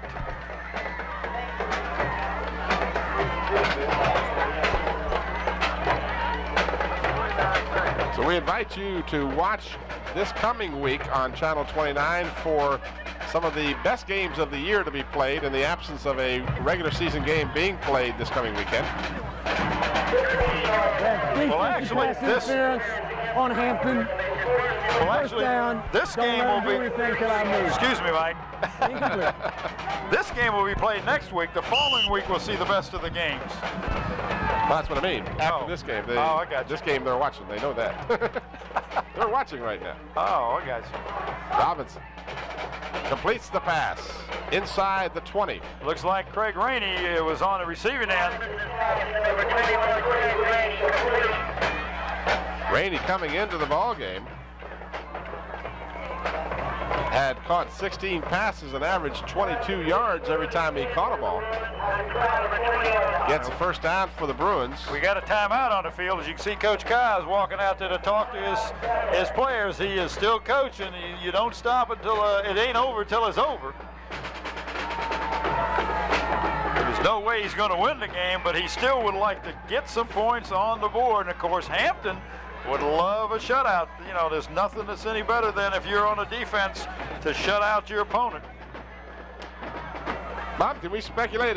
The power ratings that came out this week were before First Colonial had those forfeits erased. Yeah, but Hampton still has a I know higher, they do. Yeah. I know they do, but I was curious about, because the power ratings that came out indicated that First Colonial had 8.22 in 7th place. They obviously moved up once those three. Yeah, they are in 2nd place right now. Power rating, right? But the Hampton has got the power rating locked in as number 1. Yes. Yeah, and my curiosity is whether, as you said, whether Kecoughtan might back into the position, as you said. Well, they have a nice chance of getting in the Division 6, but again, they have to hope that Lake Taylor beats First Colonial. If that does happen, then that's a real good indication that Kecoughtan could get in. So again, Kecoughtan's got to wait and see what happens tonight.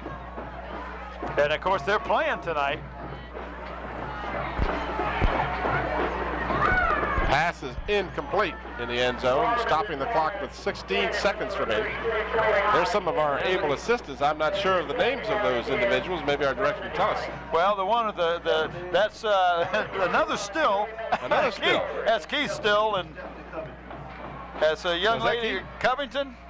Stephanie Covington. She's a sweetheart. Look at that. That's a beautiful little gal down there. Just working. Look, your gloves are as big as I think they're Sam's gloves.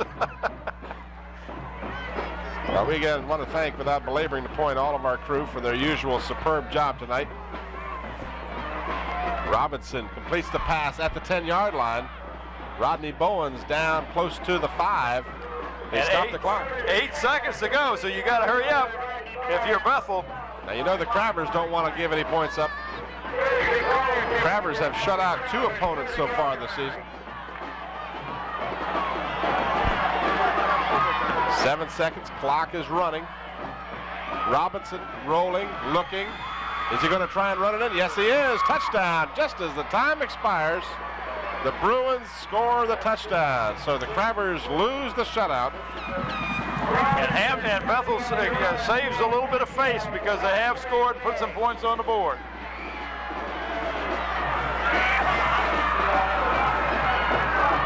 We invite you to stay tuned after the ball game is over, and it is over. They won't even kick the extra point. AG will have some interviews with some of the players from hopefully both teams. That was a 6-play drive, 65 yards, and we should emphasize that a lot of those yards and that 6 points was registered against not the first defensive team for the Crabbers, and take nothing away from the subs, but they were the second team and probably in some instances the third team. But the Crabbers nonetheless win most impressively 54-6 over their arch rival, the Bethel Bruins. And now the Bruins will have to see whether or not they will, in fact, have a playoff spot, and they may have to wait all week. I see AG's got Corey Hodge, so when we get our cameraman out there on the field, which is I can't direct Sam.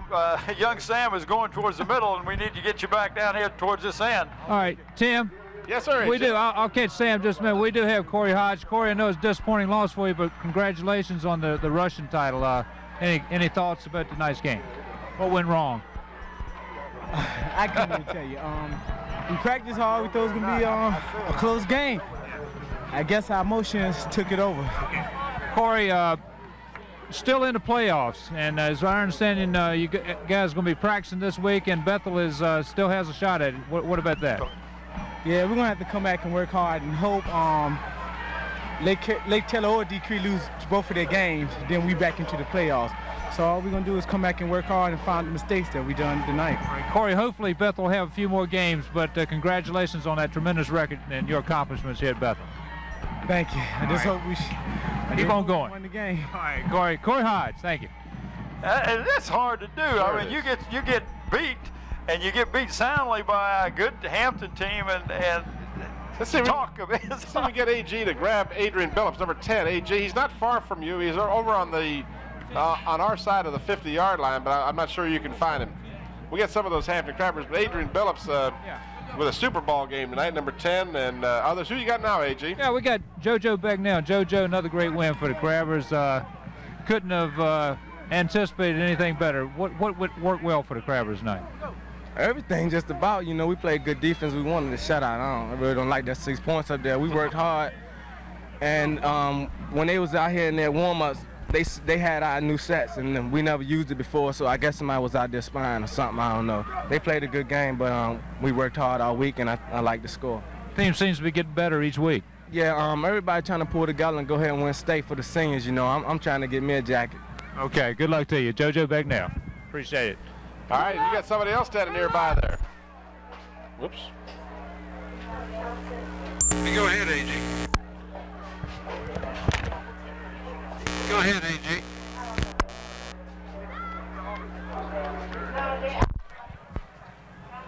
Okay, I think we got we had our right. We got Rodney Riddick, and Adrian Billups is on his way. Rodney, another big win for the Crabbers. Yes, sir. We worked very hard this week in preparation for this game, and Coach really has prepared. Okay. Can this team go all the way? I think we have the talent and the knowledge to go all the way. Okay. Did you guys control the line of scrimmage there tonight? Yes, I think we did a very good job controlling the line of scrimmage. Everybody was pulling together. We had that team unity together. Everything was... Rodney, great game. Rodney Riddick, good luck to you the rest of it. All right. Yeah, AG, you got Adrian Billups. We got the most valuable player at Channel 29 selection night. Adrian, great win for the Crabbers. And tell us about those 2 interceptions. Well, I just, dropped in my zone and did it as I was instructed. Just broke on the ball and just ran. Okay, you guys seem to be well prepared for the Bruins tonight. Yes, we just, practice hard, and that's all we could do. Okay, what about the playoffs now? This, you guys are used to being in the playoffs, so what about this team, and, say, compared to last year and all? Well, you can't compare. That was last year's team. This is this year's team. Your team. So, we just got to go with what we know and what we, coaches prepare us with.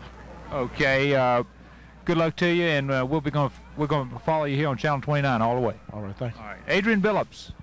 I'm glad you got a hold of Adrian. It's not often. I thought we had lost him walking off the sideline. AG, you're doing a good job down there. Maybe you can get a hold of Coach Mike Smith. Yeah, well, or Danny Mitchell or somebody. We got a coach that's just as good as Mike Smith, Danny Mitchell. He said no.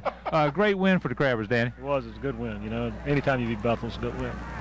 You guys missed a shutout, but it was one of the most lopsided Bethel-Hampton games probably in history. Well, Kaz, I think, has done a real good job, and he was in a playoff position, and our guys were fired up, and just sort of started snowballing on him, and it was nothing he could do about it. They, of course, didn't convert early on that scoring opportunity, and of course that was a big turning point. Yeah, we played great defense down there because they got the ball 1st and 10, looked like inside the 15, and we stuffed them 3 times, and then put good pressure on the field goal kicker. A lot of outstanding players for the Crabbers tonight, but Monday it seemed like defensively was all over the field tonight. It was good defense, and that's what we preach over there: team defense, team offense. And we don't have a lot of heroes, but we got a pretty good football team. A wide tackle 6 seems to be working. Yeah, it always seems to. About this time of year, it starts cranking up. Okay, offensively, you have to be pleased with the way things went tonight, also. Yeah, we have to look at the film because, again, you don't know whether you played that good or whether, it's just a snowball effect and everything went our way. Okay, great game, Danny. Good luck to you. We're going to be following you on the playoffs, Channel 29. Okay, thank you, AG. Danny Mitchell. Tim? All right, AG, thank you. And thank you, Danny. And again, our congratulations to Coach Mike Smith and his Hampton Crabbers as they register their 7th victory in a row, and they win their 8th in 9 tries. As the statistics real quickly, we'll just run these real quickly for you. Hampton with 15 first downs, 222 yards rushing, 91 yards passing, total 313 yards, 3 out of 6 with 1 interception for the Crabbers. 1 fumble, they lost it, or they did not lose it, that was that lateral. They were penalized 8 times for 90 yards and had the ball 21-30. For the Bruins, 13 first downs, 52 yards rushing, 181 yards passing, 9 of 30 for Robbie Robinson, 5 interceptions for the Crabbers. No fumbles for the Bruins, 11 penalties for 111 yards, and they had the ball 26 minutes and 30 seconds. Your final thoughts, Bob? Well, a little bit like what Danny said. It seemed that everything just started going well for Hampton and not so good for Bethel. But you can't overlook the individual plays. I know it's a team game, but it's a team sport, and it's not. You're really individual against the guy across the street from you, across the line of scrimmage, you in the wrong colored jersey, and you have battles going on. and who wins those individual battles is who wins the ball game, and Hampton controlled the line of scrimmage, and that's what it was. They caused turnovers because of the pressure they put on the quarterback. That makes him throw the ball a little quicker than he wants to. You get some interceptions, and Hampton is just too strong a team offensively. You can't give them the ball as many times as they got it tonight. Okay, Bob, so that does wrap it up here from Darling Stadium. We remind you that the Hampton High School Crabbers will be in the playoffs. It's still to be determined whether or not Kecoughtan and Bethel will make the playoffs, but we will follow these Hampton City schools as far as they go in the playoffs right here on Channel 29. It's always our pleasure. Again, the final score, the Hampton Crabbers demolish the Bethel Bruins 54-6. For Bob Hintz and A.G. Womble, this is Tim Cole. For the entire crew, thanks for watching. Good night, everybody.